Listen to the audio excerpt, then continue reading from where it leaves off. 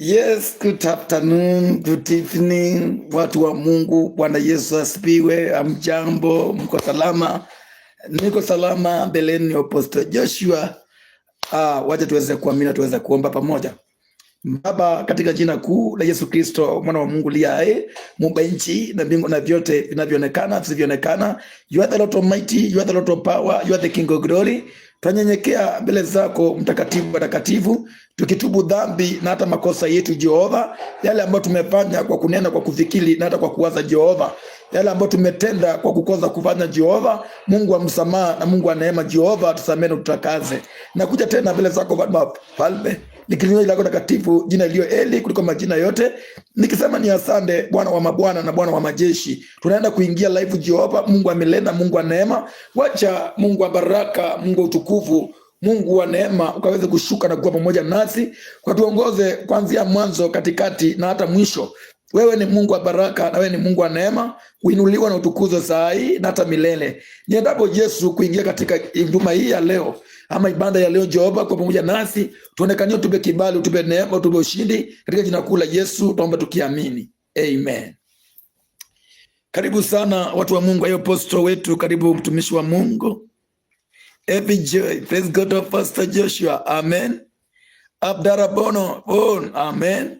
Karibuni watu wa Mungu, karibuni wapendwa, karibuni watu wa Mwenyezi Mungu, tuweze kuwa pamoja katika live ama mtandao wa leo, tuweze kubarikiwa pamoja na baraka za mbinguni. Oyo Apostle Joshua kwa Beli Smart. Yes, leo niko Beli Smart. Nimekoni watu mpaka nikanunua suti, yani sasa niko smart, unaona namna gani? Imagine. Hai. Niko Beli Smart sana. Ni neema ya Mungu, ni kibali cha Mungu. Neema ya Mungu iko juu. Yes, hata uko Beli Smart. Mungu akubariki na Mungu akuinue. Hii suti nilinunuliwa na mtu kutoka Amerika. Kutoka Amerika ndiye alinunulia suti, na ni ya pesa mingi sana, sijui ni ya pesa ngapi.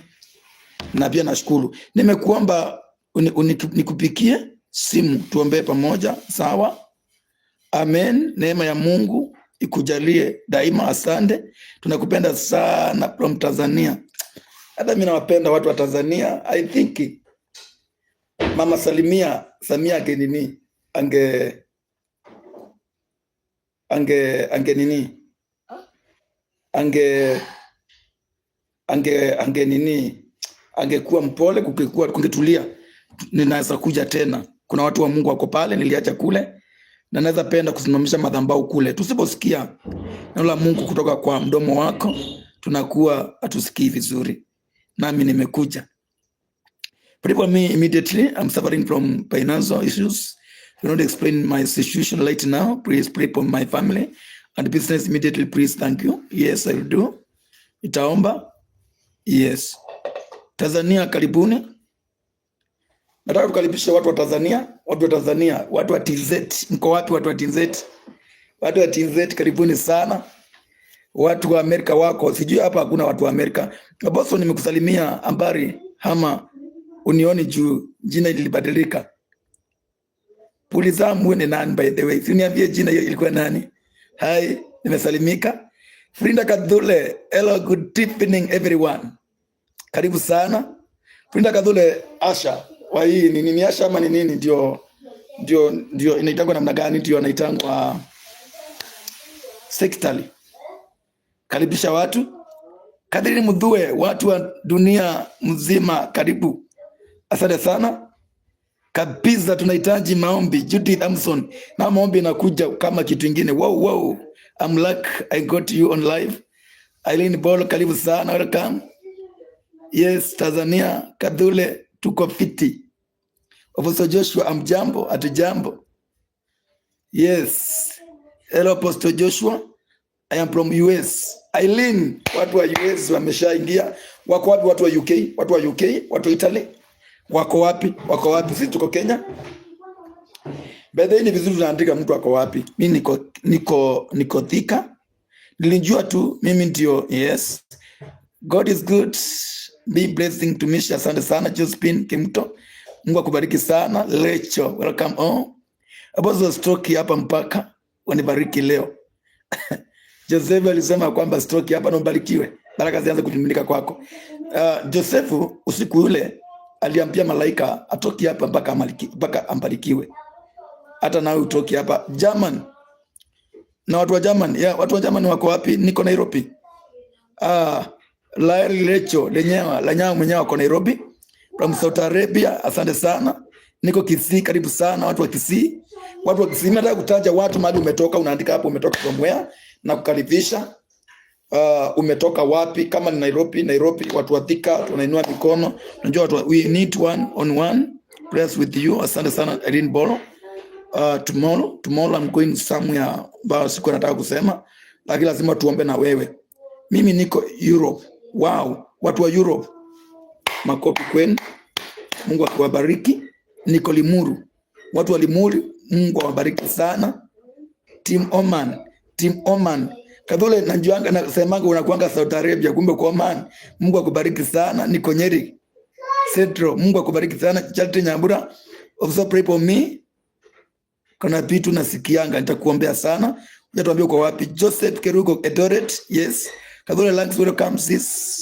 Bwana Yesu asifiwe. Apostle Saudia, karibu sana. Unatuambia uko wapi? Ndio tunakukaribisha. Imagine ndio tunakukaribisha. Guys, let's we like the show. We like the show. Na Mungu awabariki sana. Like the show. Today ni maombi. Sababu mwaka unaenda kuisha. Tukienda kumshukuru Mungu wetu, lazima niombe ndio Mungu akushuke, akutendea, kuonekania, akulinda wakati wa sikukuu na jina la Mungu litukuzwe juu. Ni wakati wa sikukuu. Tutaki mambo mengi.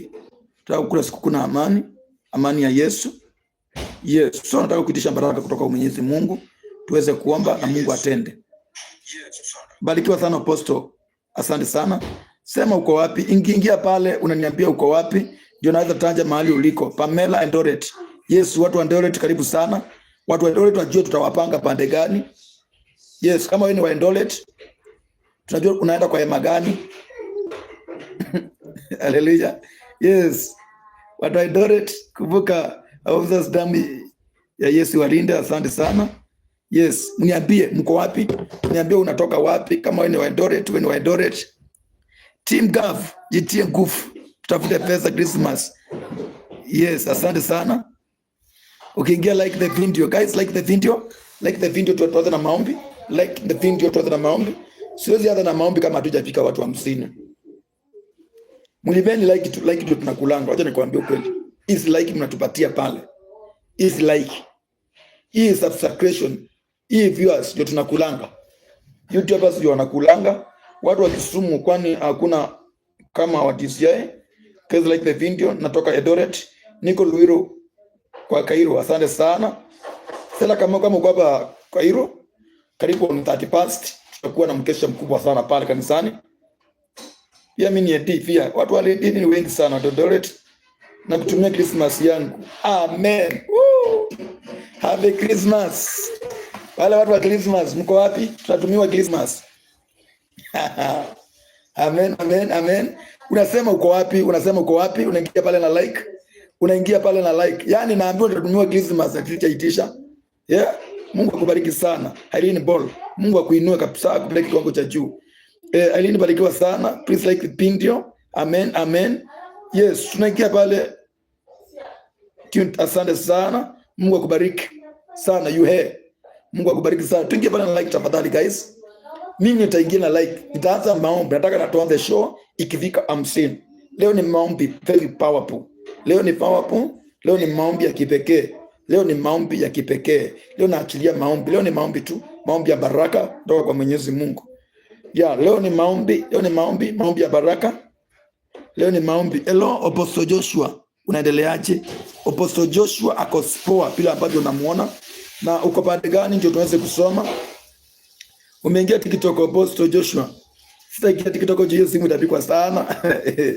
Amen, tunakupenda sana. Let's do 42, please like the video. Mnipitie watu wa Mungu. Asante sana, please. Yes. Guys, please. Hii ni ombi langu hii. Leo naomba tu like video. Naomba tu like the show. Tafadhali. Pinya like iko hapo juu. Pinya tu. Pinya hapo like to the show, unitie moyo, unitie nguvu. Tunakulanga Esther Mwikali. Hello Apostle Joshua, Esther Mwikali uko pande gani? Esther Mwikali uko pande gani? Hebu niambie uko wapi? Amen Apostle. Kadri like the guys. Guys like the guys. Apostle Bwana asifiwe. Amen. Mimi nitaanza kuongea na nyinyi sasa mkilike the video. Like the show, like the show. Like the show guys, like the show. Igana like yako tu usinyime like. Na ukisikia unaweza subscription wewe subscribe pale. Mimi sina kitu ya kukupatia, sina simu ya iPhone itakupatia, but itakupatia maombi, itakuombea. Pay like tu. Na subscription moja hata kama ni moja. Yes, utashukuru sana. Apostle Bwana asifiwe. Ayo Apostle na umengala. Asante sana Winifred Mule. Mungu akubariki sana. Laili Anyaa, niko gong, niko kuingia like the show. Ukiomba kumbe my family, mangoja yes nakumbuka. So guys please, mimi nataka tupige na like. Mtu mmoja igila like pale, igina like, igina like, igina like, igina like, igina like, igina like, igina like, igina like, igina like, igina like. Takuombea neema kungala kama Joshua. Igina like, hii kungala bado ni neema. Igina like, niko Kitengela. Asante sana watu wa Kitengela. Watu wa Kitengela karibuni ibada ya 31st. Alika kila mtu, hata kama ni nani. Tunaalika wote. Hii hakuna mtu tunaacha. Fini, nakwambia Apostle Joshua amengala like our team, Senior Dave. Ana TCI. Hello Apostle Joshua, Legina liniambia ni simu ndapata true to your words. I was blessed with upon by support. Aja. Legina Mwai. Ulibarikiwa na simu. Asante sana. Hello Apostle Joshua, Legina uliniambia simu tapata through your words. I was blessed with upon by support. You are also prayed for my business, but bado iko down kabisa, niombe please, takuombea. Apostle Joshua niko Kisii, pray for me. Asante sana. Amen. Niombe uponyaji, takuombea Anton Will. Amen, amen. Yes. So guys, mimi nataka tuingie, mimi nataka kuona tumefika 50. Like, si watu kama watakuwa wawili sina shida. Nataka like guys. Like guys. Nipe like hapo tu. Like tu hapo tu kidogo tu. Kiingia una like. Sinyime like. Hallelujah. Ndio tuweze kuanza kwa maombi. Naona tumebakisha watu 26. 26 ama ni 16. I think 16 ndio niweze kuanza na maombi. Guys, tuanze na maombi, tuingie kwa maombi, ni kuombe, tuombe, jina la Mungu litukuzwe. Niko Saudi Arabia, uniombee Apostle. Yes, tuko separated kila mmoja, asante sana, nitaomba. Yes. Naomba wale ambao wako kwa nini? Tuweke like. Ile watu wakiona wanaona like. Guys, kama like ya ibandi nitasima tu. Kuna haja niharibu ndanda. To like the video. Lili bora ndakuombea, macha usipike simu saa hii. Yes, guys niliona nikiweka TikTok, hii simu wanapiga sana, nataka kutransfer hiyo kwa simu nyingine ndio niweze kuingia TikTok. Tuombee yake Apostle, maana tuko na mashita mingi. Sawa, tutaomba saa hii. Ambia watu wa like.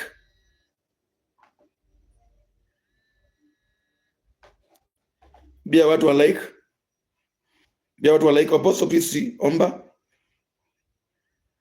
Naona hii simu yenye napikwa sana. So hata nikiingia live hapa, nikiingia TikTok, utakuta kwamba hakuna kitu nafanya. So eli nisiingie na hii simu.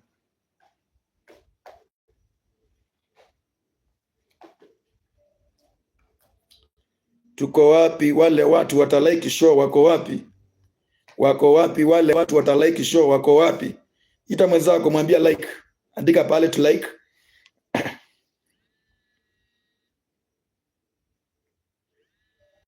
Guys, ya watu wanapika simu, si unaona hata simu inakwama. Simu imepigwa kutoka imekuwa moto. Macha. Hello. Yes.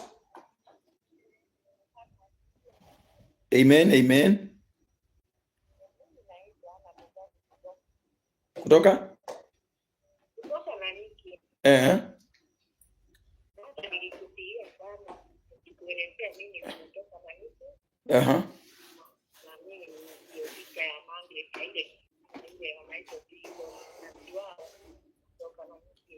Yes.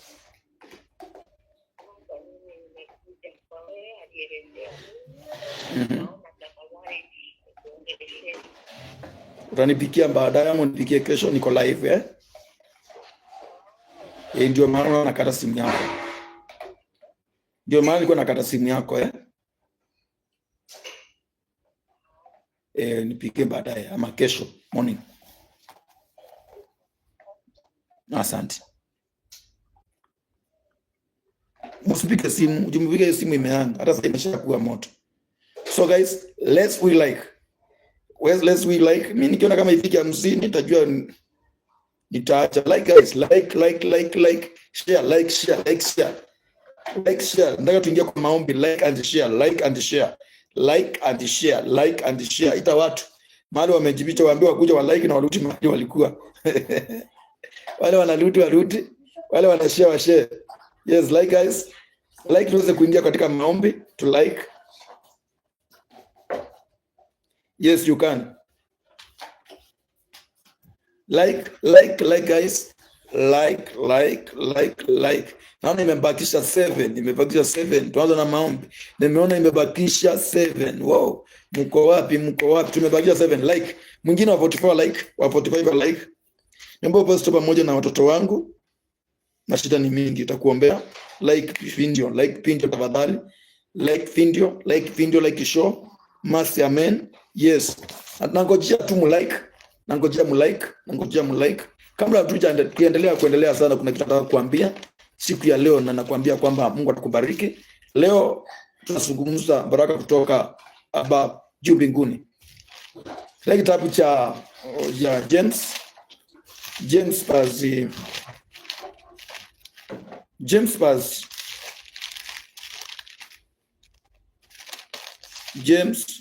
Jacobo. Inaitangwa James ama waraka wa Jacobo kwa Kiswahili. 1:17. Kila kutoa kuliko kwema na kila kitolewacho kilicho kamili. Kila kutoa kilicho chema na kila kitolewacho kilicho kamili kutoka juu. Kinatoka juu. Ushuka kwa Baba wa mianga. So all the blessing zatokanga juu. Kila baraka unapatana nazo zatokananga na Mungu mwenyewe. Ushuka kwa Baba wa mianga, kwake hakuna kubadilika wala kibuli cha kugeuka. Kwa Mungu hakunanga kile kibuli cha kugeuka. So vitu vyote vizuri kutoka kwa Mungu. Nataka like the show. Tuingia 50. Nianze maombi. Nibariki mtu aliye karibu. Nibariki mtu aliye mahali hapa tunaweza kuingia kwa neno. Leo neno ni tamu sana. Leo neno ni tamu sana. Iko na neema sana. Wako wapi mtu pale? I like the show. Mtu ako wapi pale? I like the show. Wapi mtu? I like the show.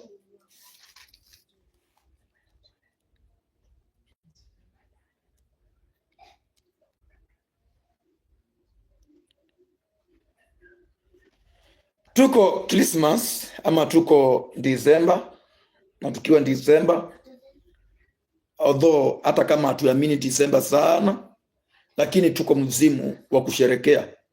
Tuko mzimu wa kumaliza mwaka na tuko mzimu wa furaha.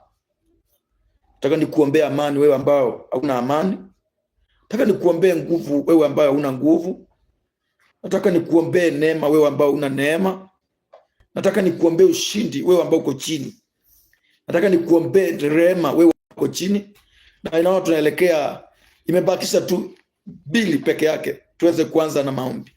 Imebakisha like bili tu. Jini nani ameingia naja like? Mwambia like pale. Mwambia like. Mwambia like. Ya imebakisha moja. Nani hujaja like? Nani haja like? Sijui kama mtu anaweza like mara mbili. Naona ni 49. Ya imefika. Baba, katika jina kuu la Yesu Kristo, mwana wa Mungu aliye hai, muumba nchi, muumba mbingu, muumba vyote vinavyoonekana visivyoonekana.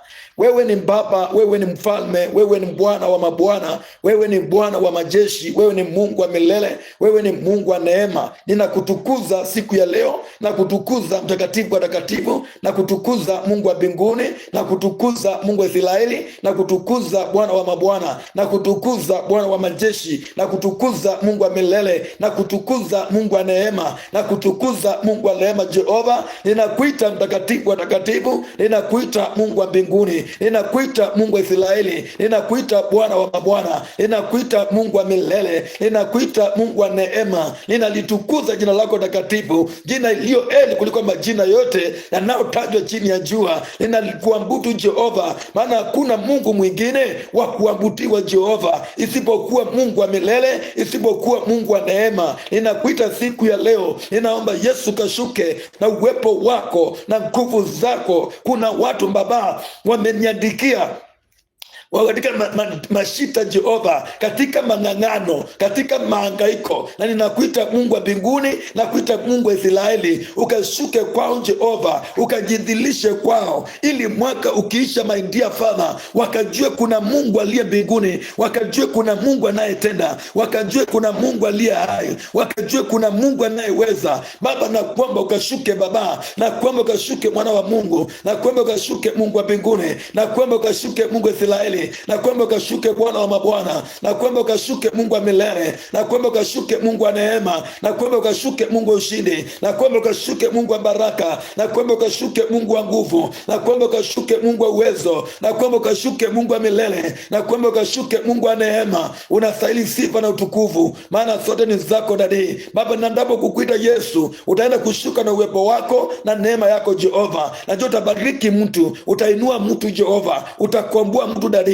Mungu, wewe ni Mungu na hakuna mwingine aliye kama wewe. Mungu wa baraka na Mungu wa neema, watembelee, uwainue na uwabariki, katika jina kuu la Yesu tuomba tukiamini, amen. Asante sana guys, asante sana wana wa Mungu, asante sana mfalme wa falme. Kuanzia kesho nitakuwa nawaletea ama naingia live nikiwa mahali tofauti sana na mahali niko. Kuanzia kesho nitakuwa nikiingia live nikiwa mbali sana na mahali mahali tofauti sana. So msishangae nitakuwa wapi, niko na safari kubwa, na so mahali nitakuwa lazima nitakuwa naingia live. Tunaomba pamoja nanyi ili Mungu aweze kutukuzwa, ili Mungu aweze kuinuliwa, ili Mungu azidi kuabudiwa, ili Mungu azidi kuitwa Mungu. So kesho mtakuwa mnaona nikiwa environment nyingine na naenda maombi. So tutakuwa pamoja nanyi na tutakutana kama ni mapenzi ya Mungu, majaliwa ya Mungu. Wale watu ambao wako Kenya tukutana nyinyi on Friday, on Friday. Yes. Naenda maombi mbali, nje za mbali. Nitarudi on Friday. Ni kuenda na kurudi. Ndege ya kuenda na kurudi. Ndege ya kuenda na kurudi. One way, inaitwa one way. Wale kusema nini? Yaani ni kuenda na kurudi na ndege. Yes. So nitakuwa mahali maombi na tutakuwa tunawasiliana na nyinyi. Mnaona nikiwa katika nyumba za maombi, na Mungu atawabariki, atawatendea sana tena sana. Mungu awabariki, Mungu awainue. Nataka tukaweze kuingia katika neno ya baraka sana juu ya mtu ambaye kwa mahali hapa. Maybe huyu mtu amefika mwisho, maybe huyu mtu ameona kama Mungu amemwacha, maybe huyu mtu anaona kwamba hakuna tegemeo katika maisha yake. Lakini nakwambia kwamba mpendwa uliye mahali hapa, usikupe moyo, maana Mungu ako uhai, Mungu anakutazama. Leo tunasoma kitabu cha Wafalme, lakini kabla tujaingia kitabu cha Wafalme, nataka tuende moja kwa moja na maandiko. Kwanza tunaanza kitabu cha Isaia, ndio tutoke hapo tuende katika kitabu cha Wafalme. Kitabu cha Isaia 49:14. Kuna maneno ambayo nataka tuangalie pale, na baada ya kuangalia yale maneno, sasa tutaenda moja kwa moja katika kitabu cha Wafalme, na pia tunapitia kidogo kitabu cha Yeremia 29. Hiyo maandiko tunayajua sana, ili nikutie nguvu wewe ambao uko chini, wewe ambao unaona kwamba ni kama watu wamekuacha, wewe unaona kama Mungu hayuko, niweze kutia nguvu na nikwambia kwamba Mungu yuko, na nikwambia hakika Mungu anakupenda. Mungu anakupenda. Nimetumwa na ujumbe. Leo sitaongea sana, maana siku mbili mkisikia sauti yangu imeisha. Leo nilikuwa na watu wengi sana. Sijui watu walikuwa wengi kutoka asubuhi mpaka jioni. Ndio nasikia kwamba sauti imeisha, lakini sauti haina shida. Nitaongea tu polepole na tutaweza kuelewana. Okay, saa ngapi live? Hapana, siwezi waambia, nitawaambia nikifika. We, naweza rushiwa na malo lakini haiwezi nipata. No. I'm protected. I'm protected. I'm protected. Nini nimelindwa? Mashaitani, mailuminati, wachawi, wanganga, wafunga majini. Shu. Wanasikia kitu inaitangwa Kisomole. Hawezi wakanipata sikukuu. Mimi peano Disemba. Siwezi peano. Mimi am protected by the blood of Jesus. Yes, I'm protected. Watu wa majini. Asibiwe Yesu. Apostle, amen. Sanga live Apostle Joshua. Sisi tuko live. Hiyo live sitawaambia itakuwa saa ngapi, itaingia nikiingia. Sijui ita take how long on air. Yeah? You ita take how long on air. So siniulize ni saa ngapi. Guys, tunaanza kitabu cha Isaiah 49. 49 verse 1. Verse 14. Nataka tukasome pale. Nataka nikutie moyo. Nataka ukasikize hii. Maana naenda polepole kama mafundisho. Na najua baada ya hii jina la Mungu litakutia nguvu. Kitabu cha Isaiah 49 nataka tukazungumuze mtu anayeitwa Sayuni. Sayuni ni wale watu ambao wamemkubali Yesu na wamempokea kama mwokozi wao. Hao ndio wana wa Sayuni. Hao ndio wana wa Ukristo. Mji Sayuni, mji mtakatifu, Yerusalemu, mji Sayuni, mji mtakatifu. Hao ndio wale watu ambao wanaenda kuzungumza na wao. Wale ambao wamempokea Yesu na Yesu ni mkombozi wao. Maana niliwaambia hivi na kuna mtu alimistanding my words. Niliwaambia hapo si haikuwa mpango ya sikuja hapo useme Kiingereza wewe leo. Misunderstood my words. Nilisema aje? Nimekutumia sikukuu. Wacha niangalia Mungu na nitaisema hapa. Wewe nitaisema hapa. Sijui watu wakusikia Kizungu leo watasikiaje? Nimetumiwa sikukuu. Kai wangu. Niseme ama nisiseme? Si watu wengine wataka nikisema. Aileen, Mungu akubariki sana. Guys, nimetumiwa pesa nyingi sana. Nikisema hapa sijui nitapikwa na YouTube yote. Ngoja, Lilian Aileen akisema niseme nitasema, kwani iko nini? Kwani iko nini? Mimi sio ngobani, I fear less. Aileen, najua sitakusikia kukoni. Aileen sasa ndio umeniambia utanitumia sikukuu, mimi naweza kataa sikukuu. Aileen niseme nisiseme ni ngapi umenitumia? Aileen niseme ni ngapi ama nisiseme? Guys, ngoja guys wanaamua. Niseme ama nisiseme? Aileen aamue. Aileen sema, haki ya Mungu. Aileen amesema niseme. Nimetumiwa 10,000. Wow. Nimesema kwani iko nini? Sikukuu tunayo ama tuna? Hiyo ni ya mtumishi wa Mungu. Na ni Christmas, hiyo ni ya mtumishi wa Mungu. Si ya kanisa. Na kama ni ya kanisa niambie, kitu ya kanisa sishikangi. Anakula na nani? Nimetumiwa 10,242. Sijui nimeshika hiyo pesa mwisho lini. Sijui nimeshika 10,000 lini kama zimekusanyika hivyo. Hebu tubikia lini makofi mazuri, kwani iko nini? Hebu tubikia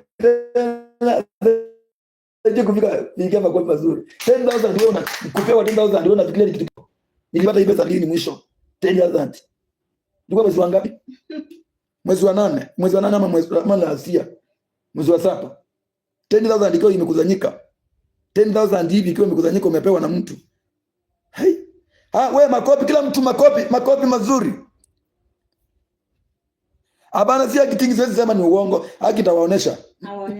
Itawaonesha si acting. Si acting, amenitumia pesa kusema ukweli mbele ya Mungu. Amenitumia. Sijui inafanyangu aje inakuwa kubwa.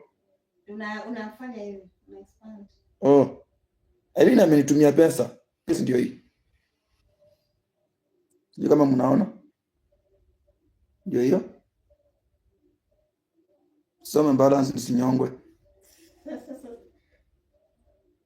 Mbele na nyuma hiyo ndio pesa niko nayo, hiyo mliona hapa balance. Sina pesa nyingine mahali nyingine. Na Irene, umbarikiwe sana. Kila mtu apikia Irene makofi mazuri. Ametoa ndani ya moyo wake. Aongopi kutumia Joshua. Hey, 10,000 nilipata mwisho lini? 10,000 ilikuwa imekusanyika hivyo, niambiwe ndio hizi. Ni Mungu ama si Mungu? Ni Mungu ama si Mungu? Ni vaya ama si vaya? Mungu akubariki sana. Mungu akubariki sana. Mungu akuinue. Sikujua kama naweza pata 10,000 ikiwa imekusanyika hivyo. Mungu akubariki sana. Mungu akuinue sana. Umebariki moyo wangu. Umenipa sikukuu. Roho yangu iko na furaha. Watu wakisungule. Wenye wivu wajinyonge sasa. Sijui watatumia uzi ama watatumia wembe. Watajikatakata. Mimi nimekaa kutoka mwezi wa 8. Sijatumiwa na mtu kama 10,000 siku zimeshikana hivyo. Senye ninaambiwa ni sangu. Senye anasema ni sangu. Yeah? Mungu akubariki sana. Mungu akuinue. Akupe maisha marefu. Chochote ambacho kilikuwa kimekawia kwa maisha yako, Mungu na akupe sasa. Hii pesa nilipata wakati kwa tunajenga, lakini haikuwa sangu, ilikuwa inatumwa za kujenga kanisa. So sijui nilitumia pesa hiyo kama mwezi wa ngapi? Mwezi wa 7. Mwezi wa 7 ndio nilitumia pesa kama hiyo 10,000. Unacheza wewe 10,000.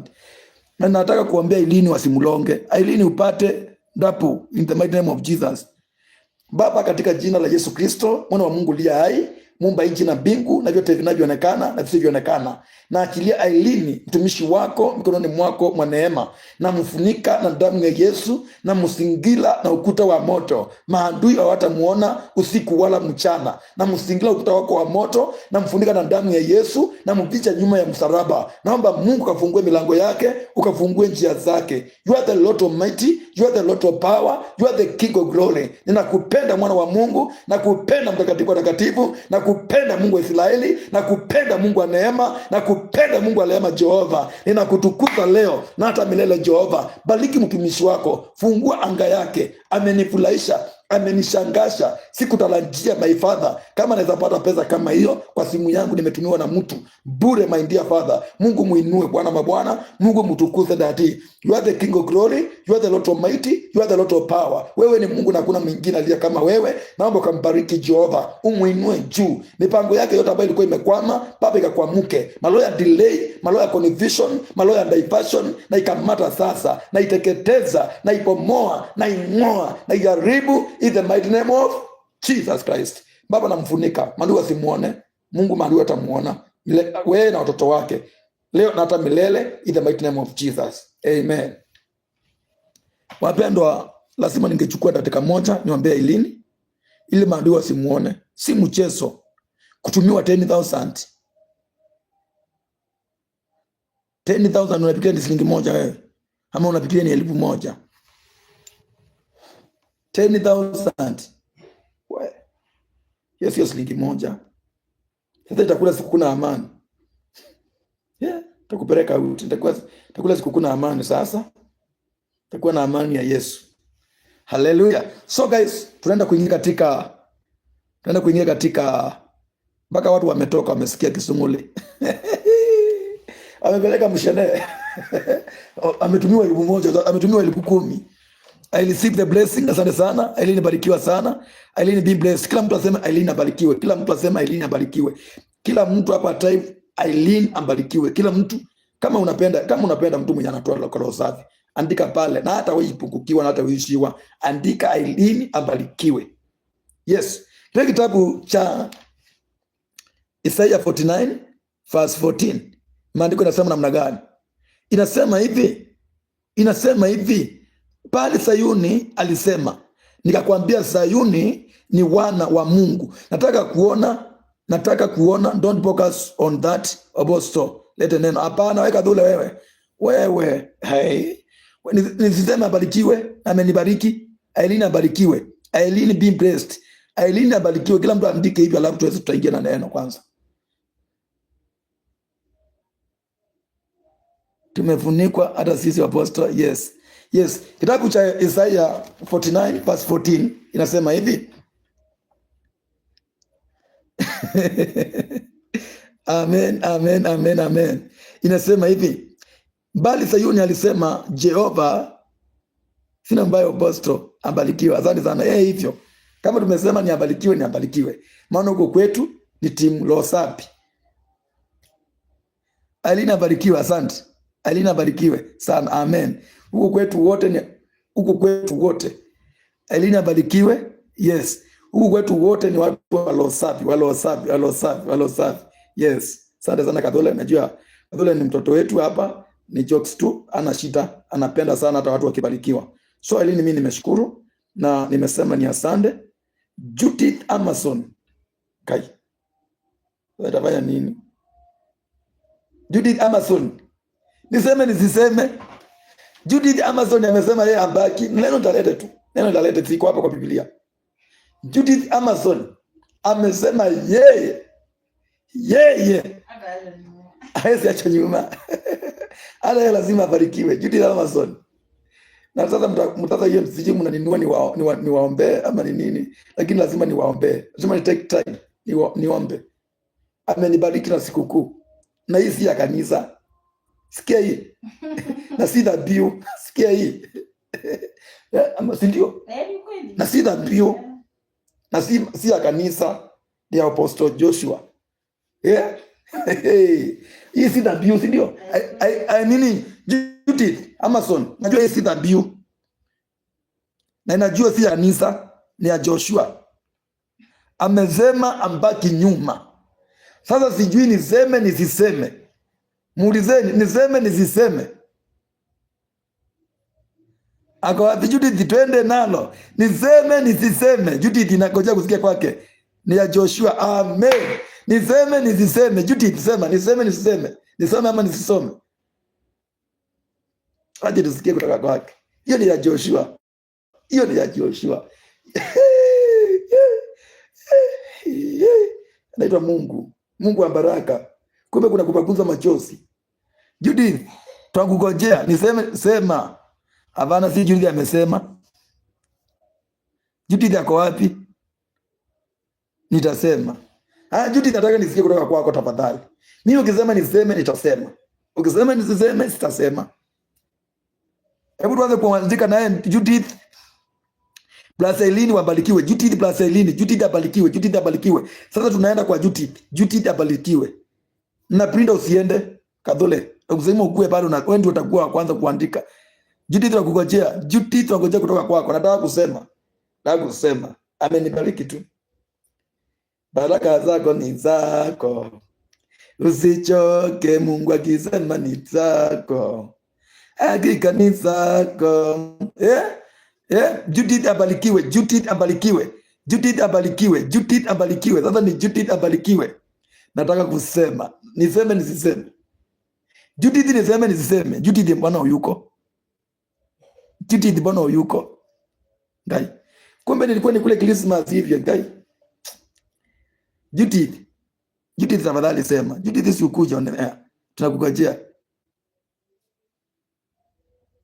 Judith tunasema mbarikiwe. Tunataka kuimbia wimbo mbarikiwe. Sasa tunaga sauti ya niseme nisiseme. Amesema ako hapa. Niseme nisiseme ndio mala. Sema wadati. Judith be blessed too. Judith barikiwa. Ako hapa aseme. Niseme. Judith anaongoza.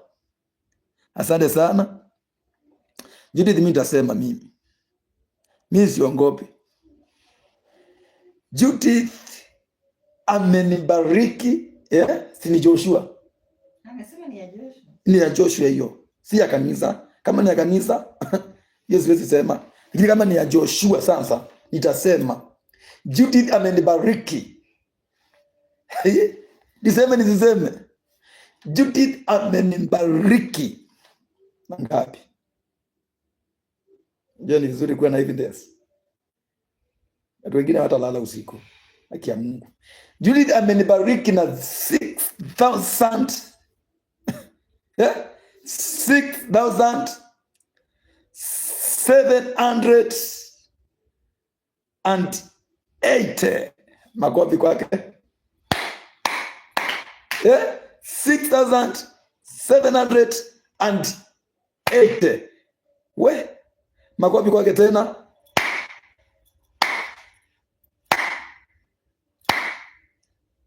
Mungu awabariki. Mungu awabariki sana. Jiti Aileen, hiyo makofi kutoka ndani ya moyo wangu. Nasema mumbarikiwe, mumbarikiwe. Mungu awalinde. Mungu alinde familia zenu. Mungu alinde watoto wenu. Mungu awalinde maisha yenu. In the mighty name of Jesus. Pasi ni mpaka che ama ni hapo kesha. Pasi mpaka che 30 past ni mpaka che 30 past usiku. Tukiamkia tarehe 1 ni mpaka che 30 past. Ako amebarikiwa. Hebu niambie kupewa 6,000 na mtu na akwambie ni zako. Hailini amenipatia 10,000. Duty 6,700. Imebakisha tu kidogo bibika 7,000. Yaani sio ni neema. Leo nimeombea watu, nikaombea watu bila hata kupewa kitu. Ni wachache wametoa, lakini leo Mungu amekuja hapa kunibarikishia hapa. Maana lazima atumanie watumishi wake. Wako wapi watu wale? Wako wapi wale ambao wananiita Apostle Pek? Acha niwaoneshe. Sasa sijui atasema tuniakiti wakanitumia pesa ama ni nini? Hii ni lili. Nimesikia wanasema nina akiti ati naambia watu waseme wako ngapi. Huyu ni mtu ako mbali sana, ako Europe. Hii ni pesa amenitumia hapo. 6,780. This is not acting. Hallelujah. Hii si dhambio. Sijamudia dhambio. Hallelujah. Amenitumia. Kaniambia ni zako Joshua. Pole Apostle, usijali. Amen. Sasa wenye wivu sijui utakani. Atakaa pande gani? Juu mbinguni hakutaingia watu wenye wivu. Amen. God bless you. God bless you sana. Mungu akubariki sana. Hakika nimefurahia ndani ya moyo wangu. Moyo wangu uko na furaha. Na sikujua kama Judith unaweza nibariki hivyo. Irene sikujua kama unaweza nibariki hivyo. Mungu akubariki sana. Hii si mchezo sasa. Hii si mchezo. Kando na mchezo, singejua kama mnaweza nibariki hivyo. Katika maisha yangu yote, singejua. Mimi nimezoea kutumiwa 200, 500, 1,000. Ikienda sana. Lakini mmenitumia pesa mpaka nikasikia moyo wangu umepona. Nimesikia sasa sina kindonda.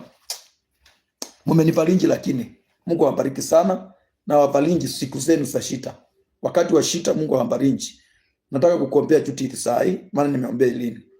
Baba, katika jina kuu la Yesu Kristo, mwana wa Mungu aliye hai, uliumba nchi, uliumba mbingu, uliumba vyote vinavyoonekana na visivyoonekana. You are the Lord Almighty, you are the Lord of power, you are the King of glory. Ninakuinua Mungu wa mbinguni, ninakuinua Mungu wa Israeli, ninakuinua Mungu wa baraka, ninakuinua Mungu wa rehema, na achilia Judith mikononi mwako mwa neema siku ya leo. Mtakatifu wa watakatifu, Mungu wa Israeli, Mungu wa baraka, Mungu wa milele, na mwachilia mikononi mwako mwa neema. Wacha akajue kuna Mungu aliye mbinguni na kuna mtumishi wako. Hicho kitendo ametenda Jehova. Maana anasema ataka pia hao wandoko maji kwa ajili ya jina langu, atakuwa amenipatia mimi. Yesu, najua kwamba Judith amekupa maji, amekupa hata hizi maji, amekubariki. Mungu amenibariki kupitia kwa jina lako, Bwana mabwana. Yesu, ninakuinua siku ya leo. Baba, naomba ukamuinue mahali alipo. Kuanzia siku ya leo, unamuelewa vyema, unaelewa mambo yake mahali alipo. Jehova, natuma malaika wa Mungu, kibali cha Mungu kishuke mahali pale juu yake. Baraka za Mwenyezi Mungu zishuke juu yake. Neema ya Mwenyezi Mungu ishuke juu yake. Nguvu za Mwenyezi Mungu zishuke juu yake. Uwezo wa Mwenyezi Mungu ushuke juu yake. Jehova, kuanzia leo muinue kiwango na viwango. Aileen Mbolo, na mkabidhi kifuani mwako mwa neema. Hawa wote ni wana wako, wameona mafuta imenenewa vibaya, hawakuidharau. Baba, wamenibariki. Mungu, naomba ukawabariki. Unasema wale watakao nibariki, na kitabu cha Mwanzo 12 utawabariki. Watakao nilaani utawalaani. Yesu na wakainua mikononi mwako manema, naomba wabariki siku ya leo. Moyo wangu umeshangaa. Hakuna mahali kwa tumepanga wanitumie. Mungu wa mbinguni, hata kama itasemekana ilikuwa sasa nitumie nikiwa live. Mungu wa mbinguni, Mungu unajua. Baba na wabarikisha kuanzia leo. Neema ya Yesu kashuke, nikaende kazi. Katika jina kula Yesu, naomba nikiamini. Amen. Aileen Mbolo, Judith Amason, nyinyi na watoto wenu, Mungu awabariki. Mkiingia na mkitoka, nguvu za Mwenyezi Mungu zikuwe juu yenu. Asante kwa upendo mlionionyesha. Ni upendo wa kipekee, ni upendo wa ngape. Mungu awape neema, awape ushindi kila wakati. Na wote ambao mnanitazama siku ya leo, Mungu awape neema, awape ushindi. Wale ambao wako upande wangu, Mungu awape neema na awape baraka na awape ushindi. Nyinyi ni watu wa maana sana katika ulimwengu wa kiroho na wa kimwili. Mmesaidia injili ya Mungu iendelee. Yes. Apostle, funga sikio lako. Yes, blessing, tutakupenda sana. Judith and Aileen, wabarikiwe. Guys, pia mimi nitakutumia Christmas. Hai, malaika amesema atatuma Christmas. Malaika si utume. Malaika si utume. Malaika mgani? Malaika Kimani, Norway. Yule mtoto wangu. Amesema atatuma Christmas. Hai. Hebu tuma malaika nisome. Wabarikiwe sana. Amen, amen. Apostle, nishatuma. Nishatuma. Ndasoma yako. Nisome nisiseme. Acha niangalie. Niseme nisiseme. Hai, kwani leo ilikuwa siku gani? Malaika Kimani ashatuma. Niseme nisiseme. Malaika afanye nini? Abarikiwe. Malaika abarikiwe. Niseme nisiseme? Niseme. Ametuma. Malaika asema, malaika amen, sema. Niseme ni ngapi? Wacha yeye mwenyewe aseme kama nitasema. Nataka kusikia kutoka kwake. Malaika niseme, kai. Malaika, kumbe ulikuwa umetumie, kai. Unibariki. Tunakupenda sana, asante sana. Sema. Yes, amesema. Malaika niseme nisiseme, nataka kusikia kwa malaika niseme nisiseme. Malaika niseme nisiseme, siuseme niseme, usikia kama sitasema. Malaika barikiwa sana. Yes, malaika ashanitumia. Alishanitumia tayari. Malaika barikiwa sana, amenitumia Christmas. Malaika fungua mdomo haraka. Malaika niseme nisiseme. Haleluya. Sema nisiseme. Malaika ako wapi? Kwani anangojea nini? Nataka kusema, nataka kusoma. Kwani leo ilikuwa siku gani haki? Yeah? Kai. Barikiwa malaika wetu. Malaika ametuma 20K, I think so. Barikiwa sana malaika. Sema tu nitapigana na dogi. Amen. Hey, nitapigana na dogi. Malaika amesema niseme atapigana na dogi. Dogi haiwezi kuona, nitaimua meno. Sasa nasikia kisungule. Hapo sema hai, malaika amenitumia 5,000 Christmas. Malaika amenitumia 5,000. Moyo wangu malaika, nilikwambia umekusamea na nimekusamea. Na mbarikiwe malaika. Mungu wa mbinguni utukuzwe. Yes, malaika wewe ni mtumishi. Mimi nakusamea. Yes. Sijui kama connecting hizo 5,000. Yaani yeye anaongana simu watu wa subscribe kwa channel yake. Anapeana simu ya 200. Ametoa wapi simu ya 200 anapea watu? Lakini mimi natumiwa. Mimi sina hiyo simu ya 200, lakini mimi nimebarikiwa. Mungu akubariki sana. Ni ukweli malaika amenitumia 5,000 na nimewaonesha ndio hiyo. Nataka nimuombe hapa. Sijui kama mumeona guys. Hizi si za ukweli. Hizi si acting. Ile 5,000 za ukweli. Sisi ndalala wapi? Simu yangu sijui ndalala. Simu yangu ndalala wapi? Ampeleke polisi, alale polisi. Barikiwa sana. Apostle, naomba uniombee ili niwe mtumishi. Asante sana guys, tupike simu. It's not time for calling.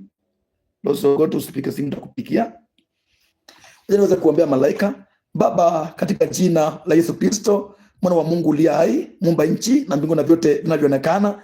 Naachilia malaika mikononi mwako mwa neema, nikikuita Yesu, ukamuonekanie, ukambariki, ukamsamehe, ukamtakaze, ukaendelee kumuinua siku kwenda siku ile nyingine Jehova. Na Mungu wa mbinguni na Mungu wa milele, naomba umbariki Jehova, moyo wake Jehova ni mafalme, upate amani kuanzia siku ya leo, akapate amani ya Mwenyezi Mungu, amani ya Roho Mtakatifu ikashuke juu yake Jehova. Chochote amekuwa akikuomba dadi, kana mapenzi yako naomba kampatie, mupe baraka za kipekee my dear Father. Muonekanie Bwana mabwana, mfungue milango yake ambayo ilikuwa imefungwa na adui shetani, na nimemfungua Jehova katika ulimwengu wa kiroho, katika ulimwengu wa kimwili. Hakika Mungu wa mbinguni nimemfungua. Yesu mubariki Jehova, mupe amani, nimemondolea hasira Mwenyezi Mungu, na achilia baraka na neema za Mungu siku juu yake, na mbariki na mtakaze ndio jina kula Yesu tuomba tukiamini, amen. Asante sana malaika, tupigie malaika makofi mazuri.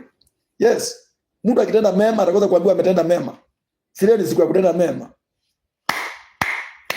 Ai, Lili Mbola amecheka ya kutosha. Wavoza unachekesha ati simu italala wapi? Italala polisi. Mtumishi wa Mungu, Mungu akulinde kwa ajili yetu. Asante sana malaika. Amen. Leo simu inalala polisi. Siwezi lala nayo. Mjina pesa ingine, hiyo pesa ndio imewekwa hapo. Na unajua sasa wakati wa kukaa na pesa mingi. Our guys apostle Christmas. So siku ya leo nasielekea inaitangwa Christmas. Malaika makopi umbarikiwe. Malaika Judy and Eileen Ball umbarikiwe sana. Yes, nasherekea. Yes, basa nyaka sijui takupikia simu, kujie simu. Ilale polisi nitaichukua kesho asubuhi mapema sana nikiondoka. Tapikia basa nyaka nimwambia kujie simu. Nikimaliza live sasa sala nayo hapa kwa nyumba we.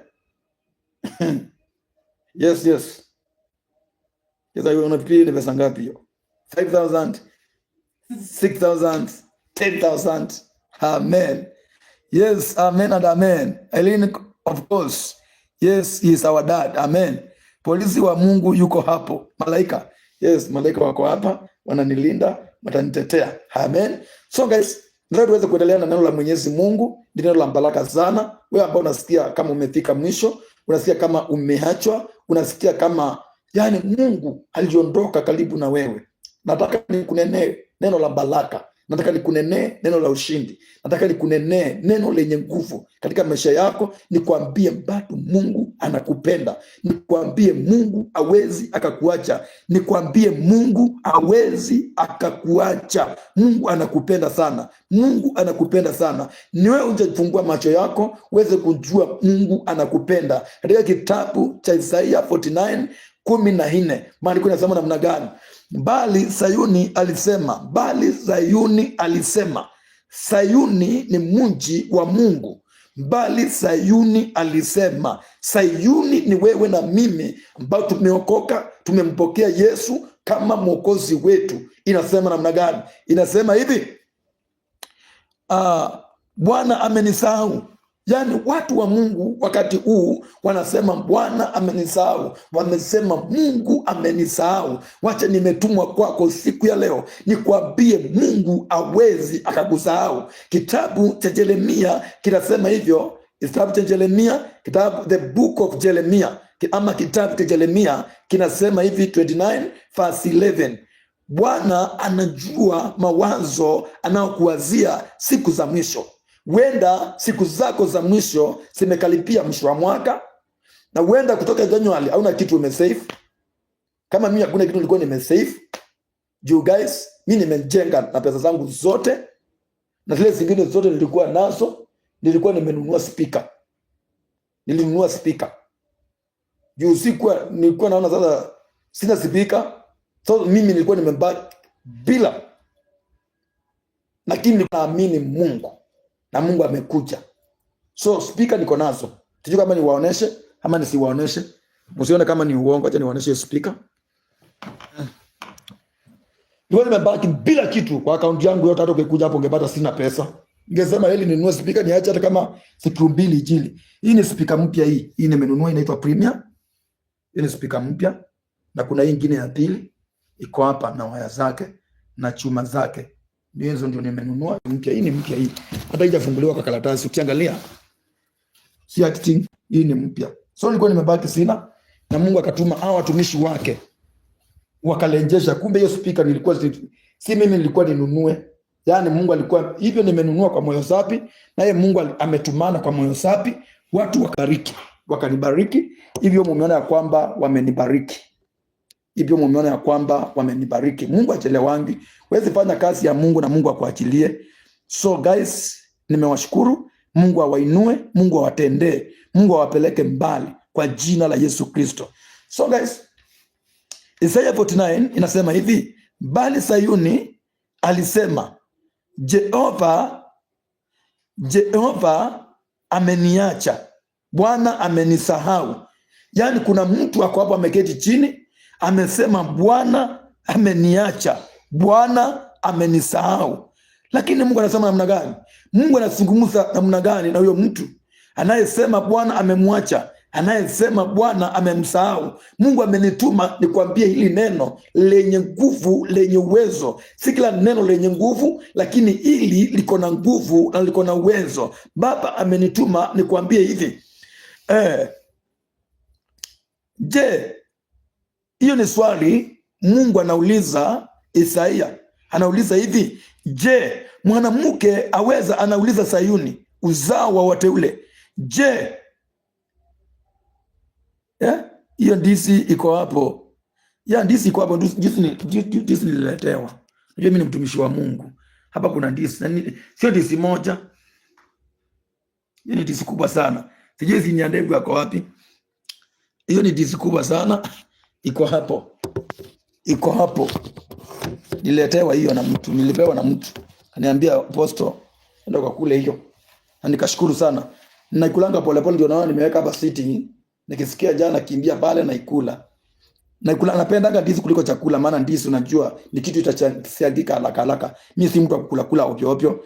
Jose pole, be strong, asante sana. Na wapenda wote mlionikaribisha kwa moyo wa upendo, barikiwa sana. J macho Yes. Apostle, niombe nipate kazi ya TCC na nitatuma bengu. Hiyo bengu shatuma. Ni ya lini? Nilikuwa nafikiria ni ya lini Mbolo. Nilikuwa nafikiria unataka kutuma ingine, kuambia usitume. Hata sikuambia ndio nitumie bengu, tafadhali nitakuombea ili Mungu akubariki. Yes. Disney Health na Enginizer. Asante sana malaika, Mungu akubariki. Praise God Apostle. Praise God everyone. More grace and anointing to you, servant of the living God. Yes. Blessed God. Apostle, utapata ndizi nyingine kubwa sana. Nimekuwekea Kitale. Itakuja nangali. Niweke. Umesema hivi mpaka watoto kacheka. Watoto wamecheka pale kwa nyumba, wamesikia ndizi wakacheka ndizi nyingine. Oh my father. Yes, nasema namna gani? Mtoto wake anyonyaye hata asimhurumie. Hiyo ni swali Mungu anauliza Sayuni. Je, mwanamke aweza akamsahau mtoto wake anyonyaye? Mwanamke aweza akamsahau? Mwanamke aweza akamsahau mtoto wake anyonyaye? Je, mwanamke aweza kumsahau mtoto wake anyonyaye? Hiyo ni swali Mungu anauliza. Mwanamke anaweza akamsahau mtoto wake anyonyaye? Katika wale watu wanaonitazama kuna wanawake. Nani naweza kuuliza swali siku ya leo? Mwanamke anaweza kumsahau mtoto wake anyonyaye? Mwanamke anaweza, wacha tusikie vile wamama wanasema, mwanamke anaweza kumsahau mtoto wake amnyonyaye? Hivyo ndivyo Mungu anavyotupepa. Mungu anatupepa changa mikononi mwake. Mungu anatupepa hivyo. Na kama bila mwanamke aweka msahau mtoto wake anyonyaye, hivyo Mwenyezi Mungu hawezi akakusahau. Mwenyezi Mungu hawezi akakusahau. Mwenyezi Mungu hawezi akakusahau. Hawezi, na hawezi kabisa, na hawezi akakusahau. Mwenyezi Mungu hawezi akakusahau. Sasa hii nitafanya namna gani? Litia Wandeli amenibariki. Litia Wandeli, hebu guys tubariki wa Litia. Guys, tubariki Litia. Litia amenibariki, amesema hata mpaki nyuma atanitumia sikukuu. Na amesema ni ya Joshua. Hiyo ni ya Joshua, inatumwa Joshua sasa. Si mambo ya kanisa, si mambo ya tangi, si mambo ya nini, si mambo ya sikukuu. Hii ni ya Joshua.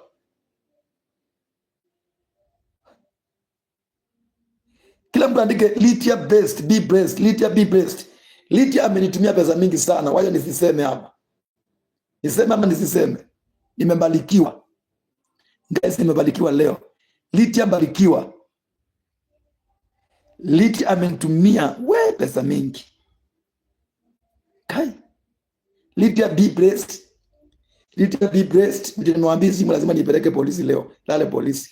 Lydia be blessed. Siwezi lala kwa nyumba juu sitalala.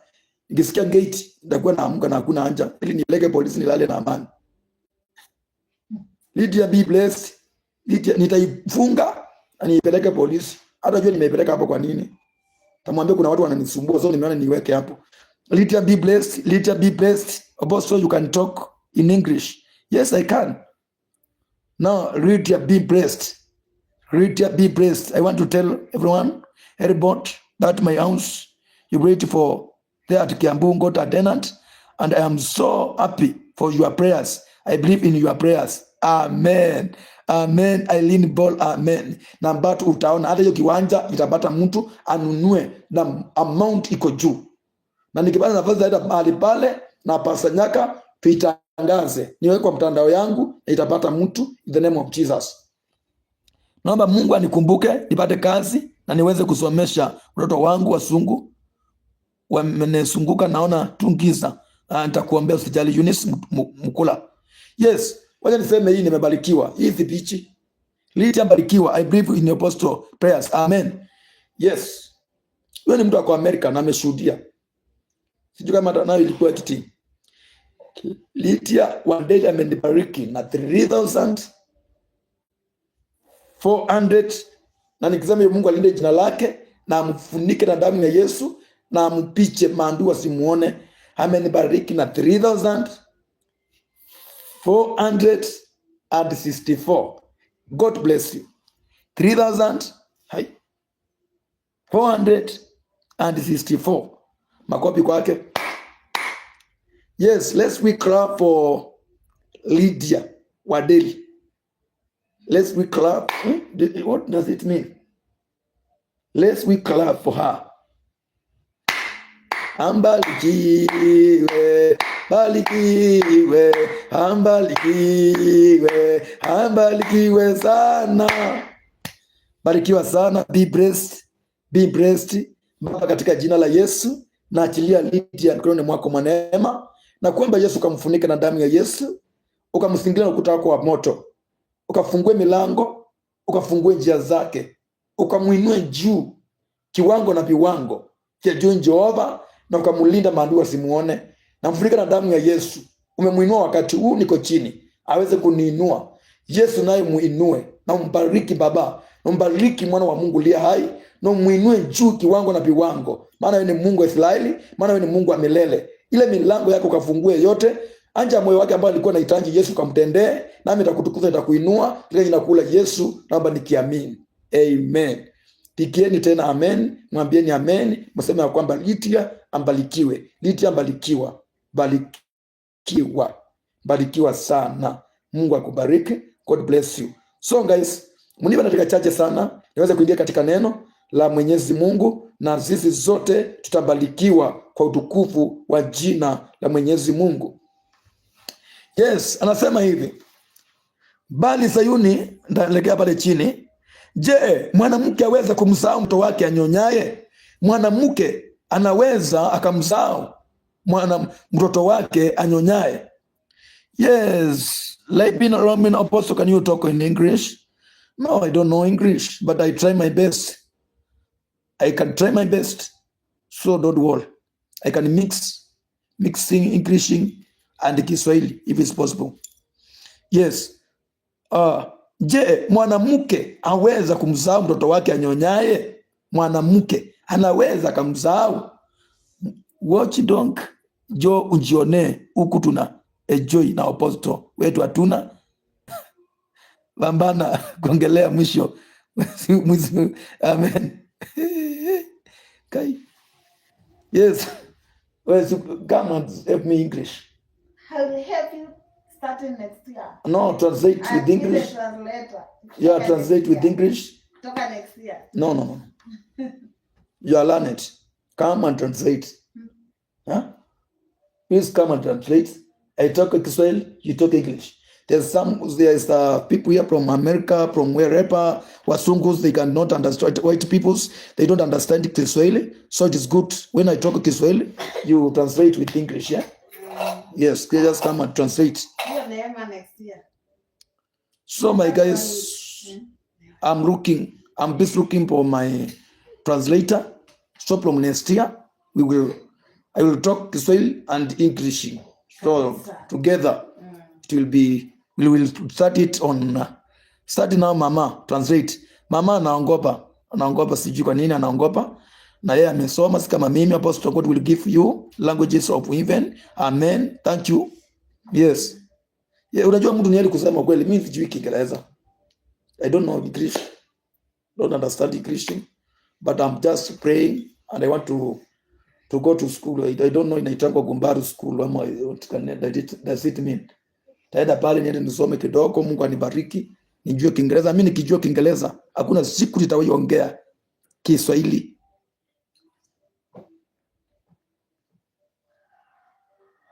Mama Apostle na kusalimia sana. Hebu tuwakeleza tukuone. Apostle Joshua, niombe nifunguliwe. Salama dada, niko Europe Lail. Amen. Mimi nitakuwa translator. Asante sana. Mama kuja kwa kamera. Bwana asifiwe. Apostle, what do you have a translator when you go to preach them blessed? Be blessed. Yes, I will. I'm looking for translator. If I get one, I will be happy. Then I will just come and translate. Yeah? It is good. If you come here and translate, it will be good. It will be better than my English. My English is poor. So people don't worry. One day, one time, I will learn to speak English. I will know English. I will be Englishing everywhere. I don't know why Mungu alinifanya nisiongee Kiingereza, maana sasa sijui ningekuwa wapi mimi. Ningeshikika. Yes. So tazama, je, mwanamke aweza kumsahau mtoto wake anyonyaye? Mwanamke anaweza kumsahau mtoto wake anyonyaye? Hiyo ni swali maandiko inauliza. Je, mwanamke anaweza akamsahau mtoto wake anyonyaye? Anaweza? Hiyo ni swali tumeulizwa. Hakuna mtu anaweza sahau mtoto wake. Hakuna mtu anaweza sahau mtoto wake aswa wakati ananyonyesha, aswa wakati ananyonya. Hakuna mtu anaweza. There's nobody can live ama forget his child when he is breathing on breastfeeding child. Hakuna hata mmoja anaweza kumsahau. Hakuna hata mmoja anaweza kumsahau. Hakuna hata mmoja anaweza kumsahau. Apostle, you go to preach in UK, I will help a translator. Yes, tashukuru. So guys, hakuna mtu hata mmoja anaweza kumsahau mtoto wake anyonyaye. Na sasa Mwenyezi Mungu anasema nini siku ya leo? Ameniambia amekuchola katika vitanga vya mikono yake. Mungu hawezi akakusahau. Mungu hawezi akakusahau. Mungu hawezi akakusahau. Siku ya leo unaosema kwamba Mungu amekusahau, nataka nikuimbie siri. Mungu hawezi akakusahau. Shetani ni muongo. Anaweza kuletea maovu, anaweza kuletea mabaya ili uone Mungu amekusahau. Anaweza kuletea mambo, anaweza kukuletea kukumbilia injili uone ni kama hakuna Mungu ama ni kama Mungu amekusahau. Lakini maandiko inasema Mungu hawezi akakusahau, maana amekuchola katika vitanga vya mikono vyake. Usilie kwa yale mambo unayoyaona, usilie kwa yale mambo unayosikia, usilie kwa yale mambo unayopitia. Muamini Mungu. Amini hii neno siku ya leo itaenda kuwa msaada katika maisha yako. Itakukomboa. One day, one time. Ile neno la Mungu litakufungua, litakuweka huru, litakuinua juu. Inasema hivi, tazama nimekuchola katika vitanga vya mikono yangu. Mungu anasema hawa waweza kukusahau, lakini mimi sitakusahau wewe. Tazama nimekuchola katika vitanga vya mikono vyangu. Kuta zako siko mbele zangu daima. Mungu ametuchola katika vitanga vya mikono yake. kila siku, usiku na mchana anatutazama. Hayo mambo unavitia ni kwa ajili ya ushuhuda wako. Mungu ameruhusu hayo yatokee ili kuwe ushuhuda kwako siku ya kesho. Hakuna kitu kinafanyika katika maisha yako bila mapenzi ya Mungu. Mungu anasema kwamba hakuna unywele unaweza mwangika kama yeye hapendi. So yale mambo yote unavitia siku ya leo, yale mambo unaovitia siku ya leo, na kuambia hapa siku ya leo ni mapenzi ya Mungu upitie hiyo, ili ukuwe na ushuhuda siku ya kesho. Mungu aweze kukuachilia, Mungu aweze kukuacha, Mungu aweze kukuacha. Mungu anakupenda, Mungu anakupenda. Hii mateso hii inapika mwisho. Hii mateso inapika mwisho. Hii mateso umepitia inapika mwisho. Hii mahangaiko unapitia inapika mwisho. Hii kujaribiwa unapitia inapika mwisho. Hii mahangaiko unapitia inapika mwisho. Hii mateso walikuinukia wakunyang'anye shamba, wakakufukuza kwa shamba, wakakuwekelea uongo ili wakumalize, lakini maandiko inaniambia, yes, I can talk English. Maandiko inaniambia hayo mateso unapitia, God will be there for you. Mungu ako hapo kwa ajili yako. Mungu atakubali uendelee kuteseka. Mungu atakubali uendelee kuhangaika. Mungu atakubali uendelee kuumia. Atatuma malaika kwa ajili ya kukombozi, akukomboe. Na siku ya leo nimetumwa. Siku ya leo nimetumwa. Wewe uko na malaika pale, lakini Baba amenituma nikwambie hautaendelee kuhangaika. Atatumana kwa ajili yako. Atatumana kwa ajili yako. God will send somebody. Mungu atatuma mtu kwa ajili ya maisha yako. Mungu atatuma mtu kwa ajili ya maisha yako siku ya leo. Na anasema namna gani? Tazama, nimekuchora katika vitanga vya mikono yangu, kura zako siko mbele yangu daima. Watoto wako wafanya haraka, au waliokuharibiao. Sikia sasa. Mungu amekuchora katika vitanga vya mikono yako. Na anasema nini? Watoto wako wanafanya haraka, au wakuharibiao, nao waliokufanya ukiwa watatoka kwako. Wale watu wanaokuharibu, wanaoharibu maisha yako, wanaoharibu biashara zako kupitia kwa uchawi na unganga, Mungu anasema ya kwamba watatoka kwako. Wanaoharibu jina yako, wanaoharibu maendeleo yako, maisha yako, ndoa yako, wanaoharibu biashara zako, Mungu anasema watatoka kwako. Watatoka kwako. Au wakuharibiao watatoka kwako. Hiyo ni maandiko yanasema. Hao wakuharibiao, watoto wako wafanya haraka, au wakuharibiao, nao waliokufanya ukiwa watatoka kwako. Inua macho yako utazame pande zote.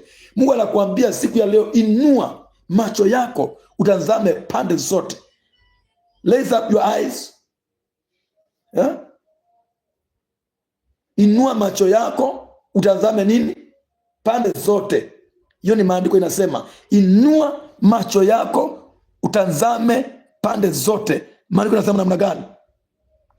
Hao wote wanakujikusanya na kukujia. Watu wanakusanya na wanakuja kwako. Kuna mibaraka Mungu anaachilia juu yako. Kuna mibaraka Mungu anaachilia juu yako usiku wa leo. Kuna mibaraka Mungu anaachilia juu yako tukimaliza mwaka. Atakumbali umalize mwaka ukilia. Mungu atakumbali umalize mwaka na magonjwa. Mungu asikumbali umalize mwaka na madeni. Mungu atumane msaada. Mungu asikumbali umalize mwaka na magonjwa. Oh my Father. Mungu asikumbali umalize mwaka ukihangaika. Mungu asikumbali. Baba, ninakuomba, ninakuita siku ya leo. Tumana kwa ajili ya mtu anayeniangalia. Tumana kwa ajili ya mtu anayenitazama. Mbinguni malaika wa Mungu wako mahali pale, wanangojea ambapo watume wasaidie watu wako. Baba, tumana tu kwa ajili ya hawa watu wamenitazama. Wasifuke mwaka na kilio, wasifuke mwaka wakihangaika, wasifuke mwaka wakiteseka, wasifuke mwaka ndati. Mungu wa mbinguni uliyemtoa mwanao wa kipekee Yesu Kristo ulimwenguni ili amwaminiaye asipotee, bali awe na uzima wa milele. Inakuita Jehova, inakuita mwana wa Mungu.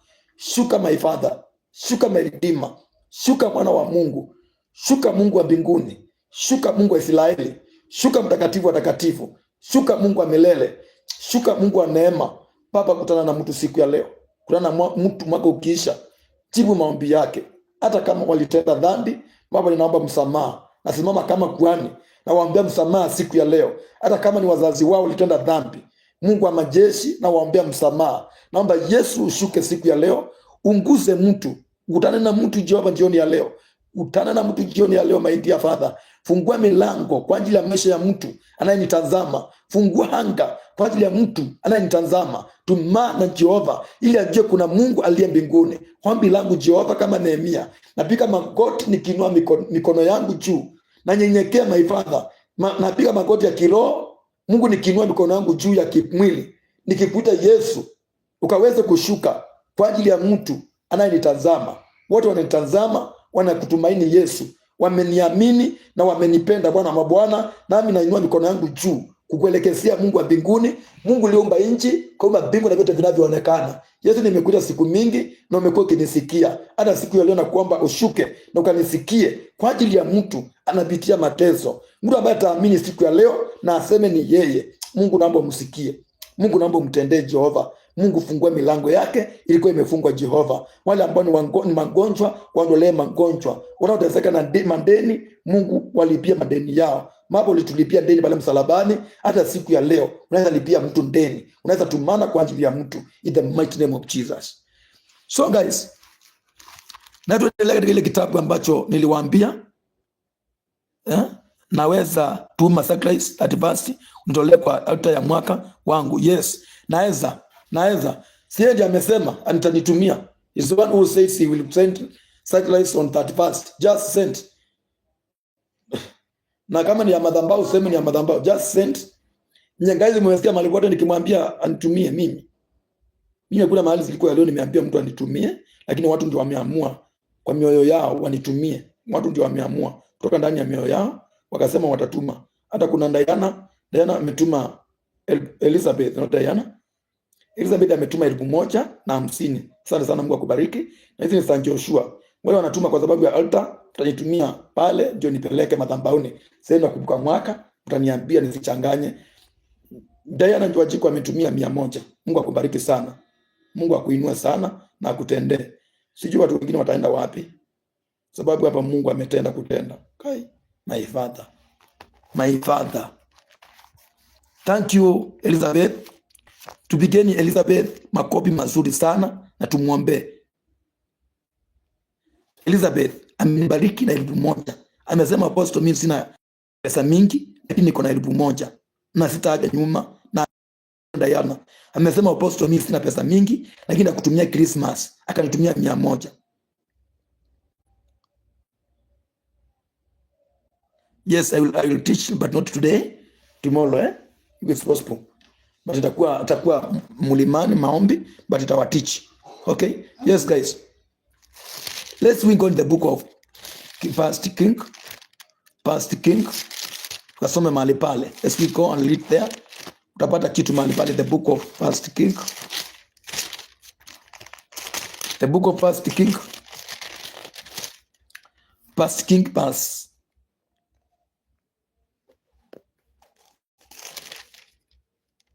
17.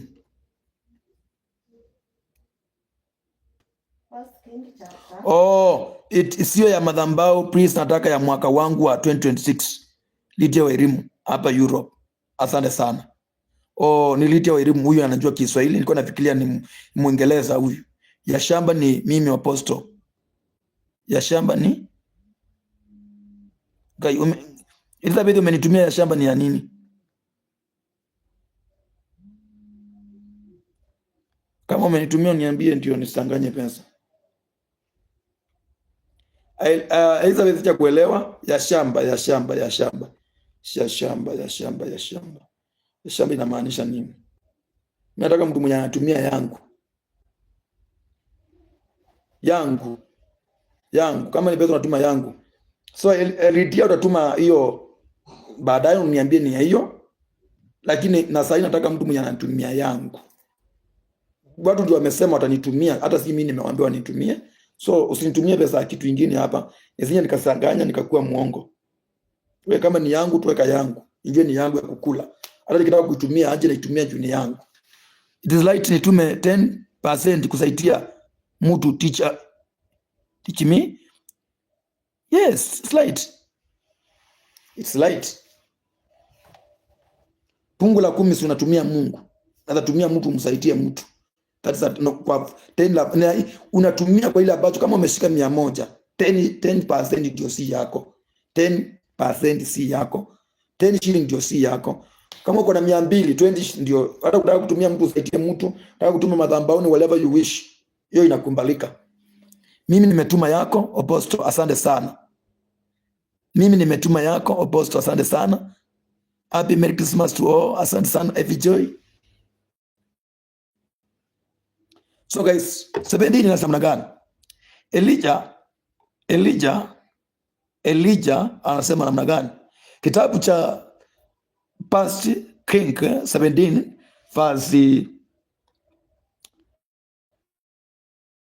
verse 1 kuendelea chini. Wacha tusome usikie verse, man of God. Thank you sana Queen. Mungu akubariki. Asante Apostle. First King chapter 17 verse 1 kuendelea mpaka hapo tumbele mpaka 10. Basi Elia msubishi wangeni wangirieti akamwambia hapo, kama Bwana Mungu wa Israeli ishivyo, ambaye nimesimama mbele zake, hakutakuwa na umande wala mvua miaka hii ila kwa neno langu. Mtumishi wa Mungu akatumwa kwa mfalme Ahabu, aambia hapo hakutakuwa na mvua wala umande wa mvua ila kwa neno la Bwana. Ila kwa neno la Bwana. Neno la Bwana ndio litakuwa limeenea. Na sasa kaenda namna gani? Neno la Bwana likanimjia kusema, ondoka hapa, ndoka uende upande wa mashariki, ukajifiche karibu na kijito cha Kerithi kinachokabili Yordani.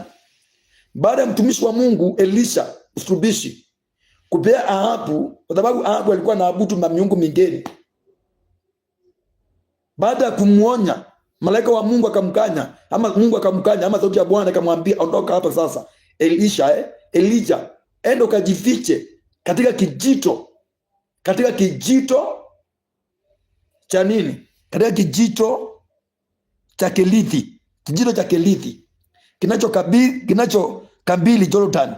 Ukajifiche na huko ili usiuawe na Ahabu. Maana kusema ukweli, Yesu alisema kwamba nchi itapita, mbingu zitapita, lakini hakuna nukta ya andiko litapita. Hakuna nukta la andiko litapita. So maandiko yanasema namna gani?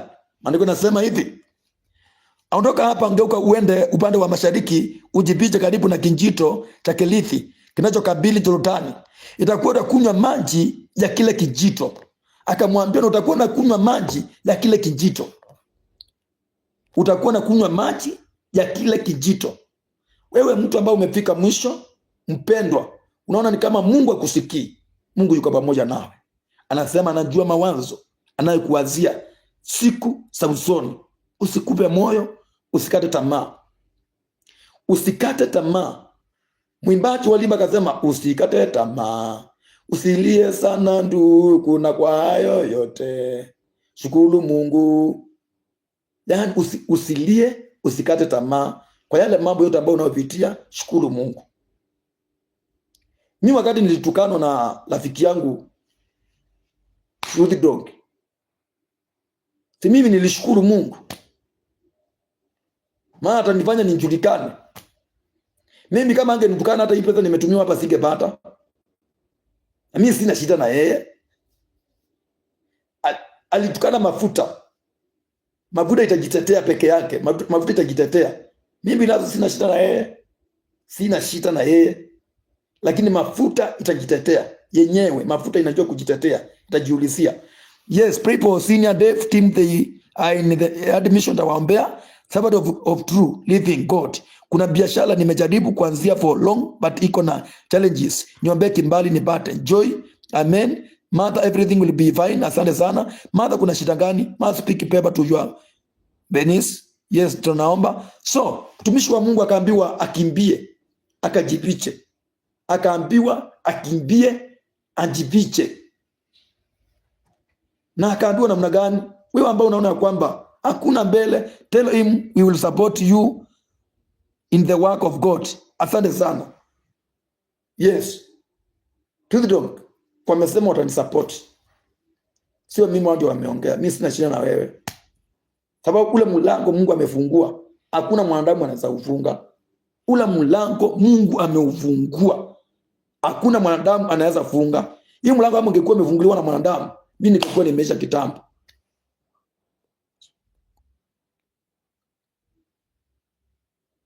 Mwachi ya Mungu haina shida. Apostle to you, lazima support ya kinyosi. Nilipokea. Basi washinde. Yes. Apostle niombe, nimesingiliwa na maloya madeni, nafanya kazi lakini hakuna maendeleo. Nitakuombea leo. Malaika huyo, nani huyo? When Jesus say yes, nobody can say no. Yes. When Jesus say yes, nobody can say no. Let's speak that. God is the final answer. Jesus is the final answer. Jesus is final answer. Ndio final wa maisha yako. Jesus is the final answer. Hakuna mtu anaweza kuwa amepigwa hivyo, nimepigwa na asimame mbele ya watu. No. Hakuna. Mimi nimesimama. Juu hiyo ni upusi tu, anaongea tu. Laili dogi. Yes. Amen, amen. Kesema wao barikiwa sana. Apostle Joshua, na mimi anapoendelea kuniombea nasikia mzuri. Yanandaje jina yangu najulikana, watu wengi watanijua, watakuja kwangu. Kwanza wale watu wamekuja leo, wamekuja kuangalia. Yule apostle anatajwa na Truth Ndonge. Wamekuja wengi sana. Leo wamekuja kama watu wangapi? Wengi sana. Wamekuja kuniangalia mimi. Anakaa ajiwe Joshua. Ananiambia ni wewe, naambia si ni mimi. Amenifanya nikaingia TikTok. Sasa najua mambo ya TikTok. Yeah? Yes. Uliongea kuhusu mambo ya shamba. Okay, yes. Ya niliongea kuhusu mambo ya shamba, na shamba ni ya Ilini. Na Ilini Ball. Sijui kama anauza ama aliacha kuuza. Ako na sababu nzuri sana, iko Kiambu Town. Iko Kiambu Town. Sijui kama anauza ama auza. Apostle tafadhali, niambia kijana wangu achane na pombe na uvutaji wa sigara, nitaomba. Yes, Laili tunawachia Mungu. Yes, Pelon Great. Please pray for my friend Jacob Kenyatta. Naomba kama itawezekana kesho twende tukamuombe, please pastor. Ni Dickson from Nairobi. Dickson from Nairobi. Yes, taniambia kesho. Although kesho ninaenda, nimesikia naenda Bali. I don't know kama if you can arrange on Saturday. If you can arrange on Saturday, please Dickson, call me tomorrow. We can arrange on Saturday. Maana kesho, tomorrow I'm going in mountain, yeah, kuomba maombi, naenda mfungo kesho. So sitaweza kesho, but Friday tutaenda. Friday will go. Saturday nitakuwa free. Friday nitakuwa kanisani. Saturday tutaenda. Nimekualika tuende. Naomba unialike on Saturday tuweze kuenda Saturday pamoja Kenyatta. Juu na niende Bangati. Twende tuombee wagonjwa huko. Hata kama atakuwa kwa kitanda nitamuombea aamuke na nitakuwa live. Sitaomba ati ili nisiambiwe ni acting. Nitaomba nikiwa live. Hata nimesema next year January itakuwa ni kutembea hospitali na kwa magereza, nikitazama wafungwa na nikiombea wagonjwa wale ambao wamengojeka. Next year hiyo ndio kazi naanza next year. Tell him unaitwa Joshua. Mimi naitangwa Joshua. Okay, sir, no problem. So Dikinoson Omsunga, please Apostle, nipikie simu on Saturday. Kesho tupangane, ndio Saturday nijue ni masaa ngapi, nijitoe. Mafuta tu ndio ya kuenda ya kuruti nitajiwekea. Ama niweke ya kukuja, ya kuruti uniwekee. No problem. Toshia hata mimi nitaenda kuombea wagonjwa huko. Tero hii unaitwa Joshua. Mimi naitwa Joshua. Malaika ushaona huyo umbwa ameshikwa na wenda wazimu. Akituliza kazi yake ni kubweka tu, so achana naye. Sasa utabijana mwenda wazimu kweli. I have to visit you too soon from Eldoret. Asante sana, karibu. Malaika tulikuambia ulikuwa na nia mbaya huyo mgazia. Yes. Apostle, please pray for my family and my sister. Jabia is sick. Kuna rafiki yangu ameandamwa na mashetani na uchawi. Naomba upeleke maombi huko Eldoret. Apostle, naomba nikupikie kesho. Asante sana, naitwa Joshua. Kesho mnipikie simu asubuhi. Nikipika saa naenda safari. Kesho naenda safari mbali sana. Tawaambia nikirudi, hata mtaniona nikiwa huko. Apostle, niombe, nimesingirwa na maloya ya mashideni. Nafanya kazi lakini hakuna maendeleo. Asante sana, be blessed. Unaitwa Apostle Joshua period. Yeah. Apostle Joshua. Apostle, unaweza kumwombea aunti yangu huko Kirinyaka. Asante, naweza muombea. Kwa nini simuombea? Kwanza Januari sina kazi, ni kwenda kuombea watu hata kama ni wapi. Naenda kwanza wagonjwa hao ndio nataka naenda wasimu. Na wale wako na majini, nataka niwaombe niwaponye. Yes, pray for my neighbor. Ameingia na long church, kila kitu kwake ni Illuminati. Wamemtrap mwombe haki, ndoa yake imevunjika. Ama ameenda kwa nini? Kwa Duki Ndongi. Awandati, tunakupenda usiku na mchana na mamu na your ministry isonge mbele. Asante sana komanda mwenyewe, asante sana Apostle, nitakola asubuhi. Asante sana, asante sana. Malaika hawezi kutwa huko. Malaika kuna malaika wa Mungu, na malaika aliambiwa kuna mwanaume atamtanganya kanisani. Nabii malaika, kuja hapa mtoto wangu. Malaika, kuja hapa. Malaika, uko wapi? Kuja. Abeni malaika, kuja hapa. Malaika ako wapi? Tena malaika ako wapi? Unaweza pika idolet umbomwe hiyo mashaitani kabisa. Naweza pika idolet. Apostle, ushiombe. Ako wapi malaika? Ambieni malaika akuja hapa mtoto wangu. Aliambiwa na nabii kuna mwanaume atakuja mnono hivi mweusi, mnono mweupe, amtanganye. Niko hapa baba. Ni ukweli ama si uongo? Yule nabii alikuwa anakutambilia, alikwambia aje? Yule mtu alikuwa anataka huo mtu akuwezi, wala malaika wa Mungu ako nawe. Wewe ni moto. Wewe shirikiana na mtu kama huyo. Ndio huyu sisi malaika kuja. Malaika ni mtumishi wa Mungu. Na hawezi shirikiana na watu wanatukana mafuta ama watumishi wa Mungu. Yes. Asante sana Apostle, remember my family ya Truke, nitaikumbuka in the mighty name of Jesus. Yes. Malaika ketu akawezi imbiwa. Apostle, TikTok, it is the best. Jana niko na TikTok.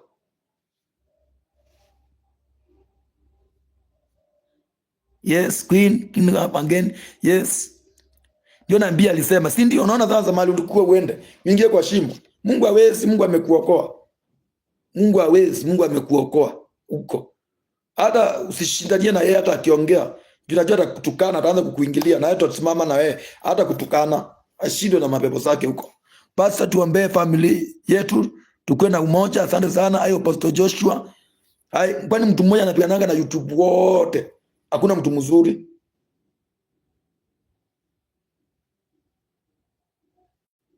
So guys, wacha nimalizie hii. Nasema namna gani? Elisha, amen amen. Mungu akubariki sana Marikia Norway. Kuwa na amani na Mungu akuinue. Ikawa Gungulo akamletea mkate na nyama asubuhi na mkate na nyama jioni, akanywa maji yale ya kile kijito. Akawa baada ya siku angalia bila Mungu alifanya. Baada akaenda kafanya kama alivyosema Bwana, kwa kuwa akaenda akakaa karibu na kijito cha Kilithi kinachokabili Jorodani. Kunguru akamletea mkate na nyama asubuhi na mkate na nyama jioni, akanywa maji ya kile kijito. Siku ya leo na kuombea Mungu akutumanie, na kuombea Mungu akulinde, na kuombea Mungu akuinue, na kuombea Mungu akubariki, na kuombea Mungu atumane kwa maisha yako. Na mimi najua niko na hakika Mungu tumana. Umeona leo Mungu amenitumania. Mimi hao wapendwa, hakuna mtu tulikuwa tumeongea na wao na simu, lakini wametumwa na Mungu wakanibariki. Mungu ameangalia kaona niko chini, sina kitu. Na kweli sikuwa na kitu. Ukweli upichwe, shida ifunika nguo. Mimi sikuwa na kitu, lakini wamenibariki. Nimemwambia hapa nimekaa bila kupata 10,000 zimekusanyika, 10,000. Zenye naambiwa ni zako. Nimekaa sana. Na wametumwa na Mungu wamenibariki. Mungu awabariki. So guys, God bless you. Niendapo kuomba na nyinyi jioni ya leo. Maana nikiangalia muda unaenda na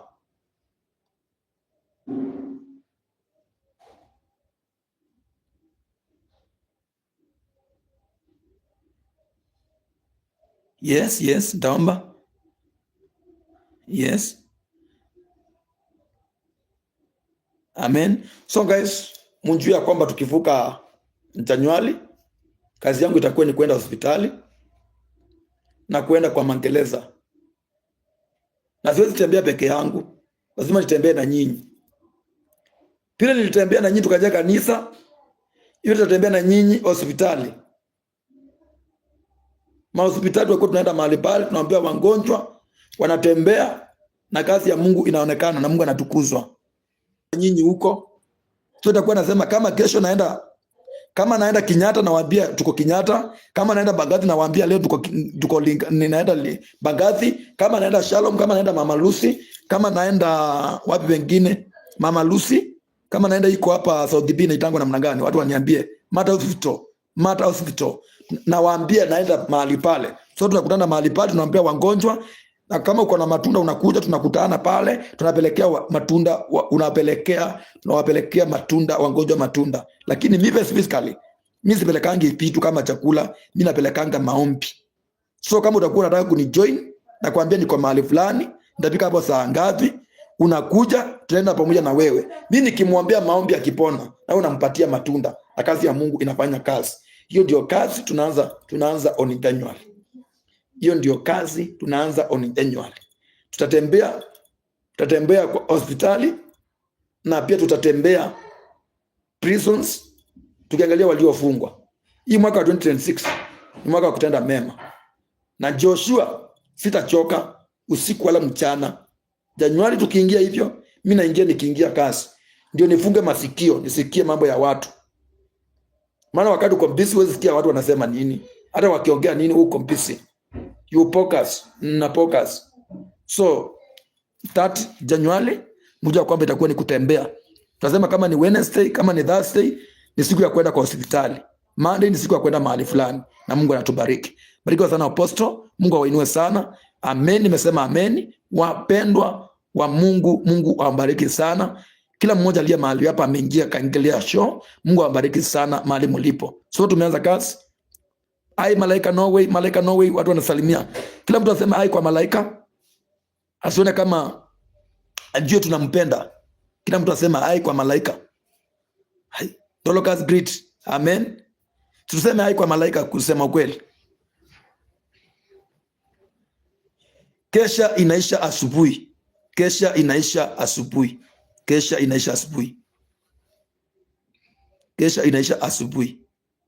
Hai malaika. Yes. Unaona malaika vile ndio wanakupenda kusema ukweli. Angalia. Leo watu wote wanasema hai malaika. Angalia malaika. Jua watu wanakupenda. Hai malaika. Apostle, please remember my daughter Apostle Shule Apoa. Yes. Hai malaika. IMK. I wish ningekuwa Kenya nikuje twende na wewe Apostle. Yes. Hai malaika. Bwana asifiwe Apostle. Mungu akuinue zaidi. Amen. We love you malaika. So na malaika sisi malaika tunakupenda sana. Wewe ni mtoto wetu, tunakupenda. So guys, on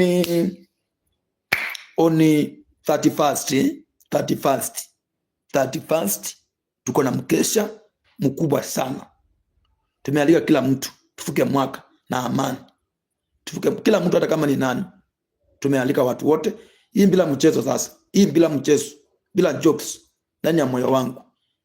Nimealika kila mtu. Hata kama ni wewe Truth Dong, utasikia ukuje hapa na kamera, uchukue mambo, you are welcome. Mimi nimekukaribisha. Sina ubaya na wewe kwa moyo wangu. Mimi nataka nifuke mwaka nikiwa na amani. Sina ubaya na wewe. Kuja hapo uchukue TikTok, kuja hapo uchukue mambo. Sina shida na wewe. Welcome kanisani. Maana kanisa si kwangu. Hapa kwangu ndio siwezi kukumbali. Lakini kanisani welcome kabisa. Pale kanisani welcome. Tuvuke mwaka pamoja. Kila mtu welcome. Tukaribishe kila mtu. Tumwambie kila mtu welcome kesha. Tuandike hapo welcome kesha on 31st. Hata online, watu online wote welcome. Tukue pale wengi. Hiyo siku ikue kama watu 500 wanaangalia. Tuvuke mwaka na nyinyi. Sasa speaker ziko sawa. Mtakuwa mnasikia zile. So welcome kesha. Thika Athena.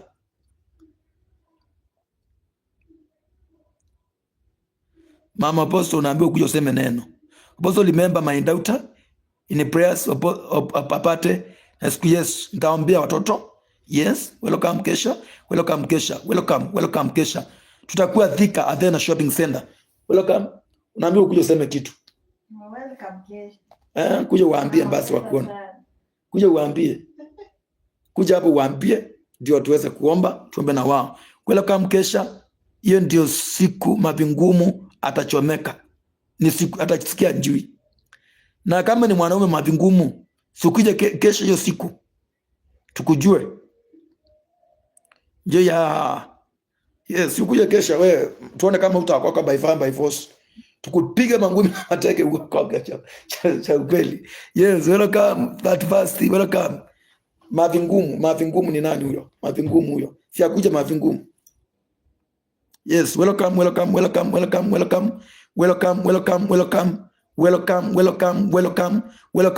mkesha. Welcome mkesha akimamu. Apostle, please pray for my brother about the job. Asante sana, tutawaombea. Sure, but yes, kila mtu welcome kesha on 31st. Tukutane pale Evans Gate Ministry Thika. Evans Gate Ministry, usiachwe. Ukiachwa nyuma utachekwa. Tukutane mahali pale. Tuone mahali pale kwa wingi. Tuweze kuomba pamoja usiku huo. Mtaona miungiza, mtaona utukufu wa Mungu, mtaona neema za Mungu sikifanya kazi hiyo siku. So karibuni mkesha hiyo siku, na Mungu atawabariki na Mungu atawainua. Changu ni kuwaombea mema, changu ni kuwaombea baraka za Mwenyezi Mungu siku pamoja nanyi. Tukikutana mkesha. Sasa tutakutana hapo katikati, lakini mkesha mkutane. Alika mpaka Watchdog aone mambo life, ndio akiongea at least anjue ni kipi anaongea. Nimemwalika na by this sina shida na yeye. Mimi nimemwambia aje akuje na TikTok ikiwa live. Hata nionyeshe TikTok mtu anaendanga anje. Pia anifundisha kabisa. Na akuje na YouTube ikiwa live. Na kamera kabisa, akuje aone. Akuja aone kanisani, acha kuongea sasa. Ndiye hata akiongea naongea anaelewa nini anaongea. Mimi nimemkaribisha. Na ati angalieni roho yangu. Roho yangu ni safi. Haijabeba Watchdog. Angalieni moyo wangu my guys. Mimi naongea mbele ya Mungu. Sijabeba Watchdog. Sina mbana yeye. Sina mbana yeye hata kidogo. Angalieni moyo wangu ni safi. Na nimemwalika 31st. Mimi siwezi beba mtu hapa, na bebanga Yesu. Ninaongea na inamalizia hapo, inaishia hapo. Kama ni mimi alitukana mafuta itajipikania yenyewe. Lakini mimi siwezi kusimama hata nianze kupigana na yeye. Sina hiyo wakati. Hata kumrudishia hapa. Hiyo hata sina. Akuje kanisani ajione. Yes. Ama namna gani? Tumwalike ama tusimwalike? Ngoja nisikie wengi. Nataka kusikia kutoka kwenu. Tumwalike ama tusimwalike? Akuje kanisani ajione. Jua sema nilienda, nilimulika hizi, niliwaonesha hii ni uongo. Akuje kanisani. Akuje kanisani. Mimi nimemwalika kanisani, sina shida na yeye. Akuje kanisani. Na hiyo mambo hata mimi nitajibana hata kama sisikii. Sina shida na yeye. Sina shida na yeye. Lazima tuvuke mwaka na amani.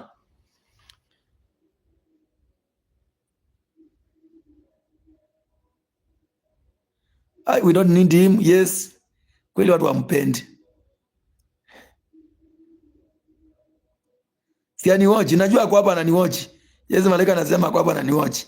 Si achangia sema kama atakuja, kama ako hapa. Wewe Watchdog, usiseme kama utakuja. Hata ukitaka tukanana. Jue matusi imekuja kwa akili yako. Mimi sivuki mwaka na matusi. We don't need him. Asante sana. We are not interested at all. Akwende kiatu. Amen. Kanyaga kubwa umeambiwa hivyo. Tumwalike, yes. Yes guys. So guys, let's be pray. Na Mungu atukuze. Baba, katika jina kuu la Yesu Kristo, mwana wa Mungu aliye hai, muumba nchi na mbingu na vyote vinavyoonekana na visivyoonekana. Mungu wa baraka na Mungu wa neema na Mungu wa rehema, Jehova, tunakuinua. Mungu wa mbinguni, tunakuinua. Mtakatifu wa takatifu, tunakuinua. Mungu wa milele, tunakuinua. Mungu wa neema, ninasema ni asante my dear Father kwa sababu ya jioni ya leo. Naachilia wapendwa wako, naachilia wana wako siku ya leo mikononi mwako mwa neema. Mungu wa neema na Mungu wa rehema, uliumba nchi, uliumba mbingu, uliumba vyote vinavyoonekana na visivyoonekana. Mungu wa milele, Mungu wa utukufu, Mungu wa uwezo, Mungu wa rehema, Mungu wa neema, ninakuita dadi, ninakuita Mazia. Shuka Jehova, maana hakuna mwingine aliye kama wewe, hakuna kuanzisha na wewe, hakuna aliye na nguvu kama wewe. Mungu umeniambia niambie watu unawapenda, umewachola katika vitanga vya mikono yako Jehova. Unasema Yesu, uwezi ukawasahau kama vile baba mama aweze kasahau mtoto wake anyonyaye, hivyo uwezi ukawasahau kama vile ulitumania Elija. Jehova, naomba utumane kwa ajili ya mtu aliye mahali hapa, hiyo shida aliko Jehova, naomba uingilie ndani, naomba uingie katikati, my dear Father, naomba uingie mwana wa Mungu lia hai, utumane kwa ajili ya mtu aliye mahali hapa, utumane kwa ajili ya mtu anayenitazama, utumane kwa ajili ya mtu anayeniangalia, utumane kwa ajili ya mtu anayenisikia. My dear Father, you are the King of glory, you are the Lord Almighty, you are the Lord of power. Baba, ninakupenda mwana wa Mungu, ninakupenda Mungu wa Israeli, ninakupenda Mungu wa mbinguni, ninakupenda Mungu wa Israeli, ninakuita Jehova Jire, ninakuita Jehova Nisi. Baba, tembea, Baba tamalaki, Baba uinuliwe, Baba utukuzwe mwana wa Mungu lia hai, utukuzwe mtakatifu wa takatifu, utukuzwe Mungu wa milele. Niendapo maombi Bwana mabwana kesho mlimani, unaomba kanitie nguvu na nikaweze kuombea wapendo hawa ambao ni marafiki wangu, ambao ni wana wangu, watoto wangu linipatia katika ulimwengu wa kiroho. Mungu niendelee kuwaombea, naomba walinde na damu ya Yesu, wasingile ukuta wako wa moto, wakakuone usiku na mchana, wakilala wakiamuka, wakaone nguvu zako, wakaone mkono wako, wakaone uwezo wako. Kuna watu walio hapo walio na wagonjwa, Mungu naomba uanze kuwaponya kwa utukufu wa jina Yesu Kristo mwana wa Mungu lia hai. Kuna watu walio hapa wana kazi, kuna watu walio hapa Bwana mabwana, ambaye Mungu wa Israeli, Mungu wa milele na Mungu wa neema, hawana pesa, wako na madeni, wanalia Jehova, wanauliza waende wapi, wanauliza wafanye nini. Ninakuita Yesu, ukaitike, ukawaonekanie, ukawajibu sawasawa na mapenzi yako. Nguvu za Mwenyezi Mungu zikashuke juu yao. Mungu wa rehema na Mungu wa neema Jehova, fungue milango mbele zao, wakakuone, wakajua kuna Mungu aliye hai, wakajua kuna Mungu anayetenda, wakajua kuna Mungu aliye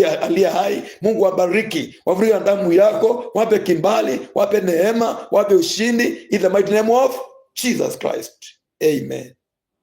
Kama uko mahali pale imani yako ni kidogo, chukua maji tu, just take a glass of water. Kama imani yako ni kidogo, kama wewe imani yako iko kubwa, ni sawa, achia pale, usiende mahali pengine, lakini maji ni yako. Maji ni yako. Chukua maji kwa mtungi yako. Hapo niombe hiyo maji yako. Chukua maji. Sasa chukua maji tu. Chukua maji. Maji inamaanisha nini? Katika kitabu cha Pastor John 5:4, Pastor John 5:4, maandiko yanasema hivyo.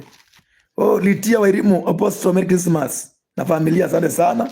Naomba nitumia litia wa elimu. Litia wa elimu, Bwana kwa nini umenisahau? My Father. Lakini si vizuri kujitishia. Sana sana nimetosheka kwa wale ambao wamenitumia. Mungu awabariki sana. Mungu awainue. Kitabu cha John, Pastor John 5:5. Mwenye kushinda ulimwengu ni nani? Isipokuwa ni yeye aaminiaye ya kwamba Yesu ni mwana wa Mungu. Huyu ndiye aliyekuja. Sikia 6. Huyu ndiye aliyekuja kwa maji na damu. Yesu alikuja na maji na damu. Yesu Kristo si katika maji tu, bali katika maji na katika damu. Naye Roho ndiye ashuhudiaye, kwa sababu Roho ndiye kweli. Kwa maana wako watatu washuhudiao mbinguni, Baba na Neno na Roho Mtakatifu, na watatu hawa ni umoja. Kisha wako watatu washuhudiao duniani, Roho na maji na damu. Wako watatu washuhudia duniani, ambaye ni Roho. Kisha wako watatu washuhudia duniani, Roho na maji na damu, na watatu hawa hupatana kwa habari moja. So ndio maana nataka kwenda kuombea hiyo maji kwa yule mtu ambaye anaweza amini. Kitabu cha John Injili 4. Maandiko yananiambia kwamba Yesu pale Galilaya Kana alibadilisha maji ikakuwa divai. Ikakuwa divai. Maji alibadilisha maji ikakuwa divai. So na Roho katika kitabu cha Mwanzo 1, maandiko yananiambia kuelekea chapter iko pale chini, basi iko pale chini. Yesu anasema kwamba Roho wa Mungu alikuwa ametulia juu ya maji. So maji ni uzima wa milele. Na ndio maana Yesu alikuja na maji I'm so down in spirit, naomba tu ni kama maombi yangu itajibiwa. Tumefundisha mafundisho mazuri hapa. Siku ya leo Mungu atatumana kwako. Don't worry. Let's we pray. So maji, naona maji sasa. Maji ni uzima. Baba, katika jina kuu la Yesu Kristo mwana wa Mungu aliye hai, kodni papu chukua maji saa hii. Baba, maana kama imani yako iko chini, kuna watu ambao imani yao iko chini, kuna wale ambao imani yao iko juu. Power wao wako na power. Power yao iko juu tu. Ni kwamba tu trust tu na mambo inatendeka. Kama uko pale, wewe uko mgonjwa, uko na madeni, unahitaji doa, unahitaji pesa, unahitaji kazi, imani yako iko chini, chukua maji. Amini hii leo. Maybe leo nimetumwa kwa ajili yako. Believe in this. Baba, katika jina kuu la Yesu Kristo, mwana wa Mungu aliye hai, muumba nchi na mbingu, na vyote vinavyoonekana na visivyoonekana. Na nena ili jina lako litukuzwe na liongopewe. You are the Alpha and Omega. Wewe ni mwanzo na mwisho.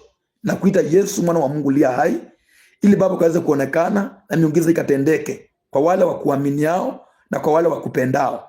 Sasa dada yetu, kuna watu wameshika maji, hiyo maji Jehova, kama vile ulibadilisha yale maji ikakuwa divai, na kwamba siku ya leo umbadilishe haya maji ikakuwa damu ya Yesu. Damu ya Yesu inanena ukombozi, damu ya Yesu inanena uponyaji, damu ya Yesu inanena kulipia mtu deni, damu ya Yesu inanena uhai, uzima. Sasa mwana wa Mungu aliye hai, waendapo kunywa hiyo maji ama kuonga hiyo mikono yao, kama ni madeni itaenda kuondoka kwa anga yao, kama ni mashita itaenda kuondoka, na siku ya leo wataenda kupona. Kama ni magonjwa ndani ya mwili wao, wangapo na hiyo maji, maloyo yote machafu, magonjwa yote liko limwengu wa kiroho yanaenda kupika mwisho. In the mighty name of Jesus. Ninakuinua Mungu wa mbinguni, na kuinua Mungu wa Israeli, na kupenda Jehova, na kupenda Mungu wa milele, na kupenda Mungu wa neema, na kupenda mtakatifu wa takatifu, na kupenda Mungu wa Israeli. Hiyo maji kafanyike kuwa muujiza, na ikafungue maisha yao, na ikawatendee in the mighty name of Jesus. Amen. Ulitupatia mamlaka, ulipatia nguvu. Kitabu cha Matthew 14:18. Tutafungua hapa duniani, kitakuwa kimefunguliwa juu mbinguni. Hayo maji naomba Yesu akafanyike ndani yako. Yeye akainguza tu akapone instantly, na ikuwe shuhuda mpya hapa ya kwamba kuna Mungu anayeponyesha. Sifa na utukufu zote ni zako, sikurutie kwa kiti chako cha enzi. Kwa jina la Baba na la Mwana na Mtakatifu tuomba tukiamini. Amen. Shalom, shalom. Tuonaneni kwa mapenzi ya Mungu. Tunaonana kesho nikiwa maeneo mangeni. So kesho naomba mtazame, itakuwa live kama ni mapenzi ya Mungu. Tuonane nikiwa katika mali pangeni, maeneo mangeni yenye Mungu wewe nisoea nikiwa. So guys, Mungu awabariki sana. Mungu atendee in the mighty name of Jesus. Amen. Shalom. Kila mtu abarikiwe. Malaika wa Mungu awarinde, wakuwe pamoja nanyi in the mighty name of Jesus. Amen. Merry Christmas. Asante sana. Halini bol, shalom apostle. Mungu awabariki na watendee in the mighty name of Jesus. Baraka za Mwenyezi Mungu siko pamoja nanyi usiku na mchana. Mungu atume malaika wafanye kituo wakiwasingira na kuwaokoa. Kitabu cha Zaburi 34:7. Mungu fanya kituo, malaika wa Bwana ufanye kituo wakiwasingira wale wamchao Mungu na kuwaokoa. Shalom, shalom, shalom. Kesho niko safari. Nikifika salama tawaambia, na Mungu awatendee mema. Amen. Hello.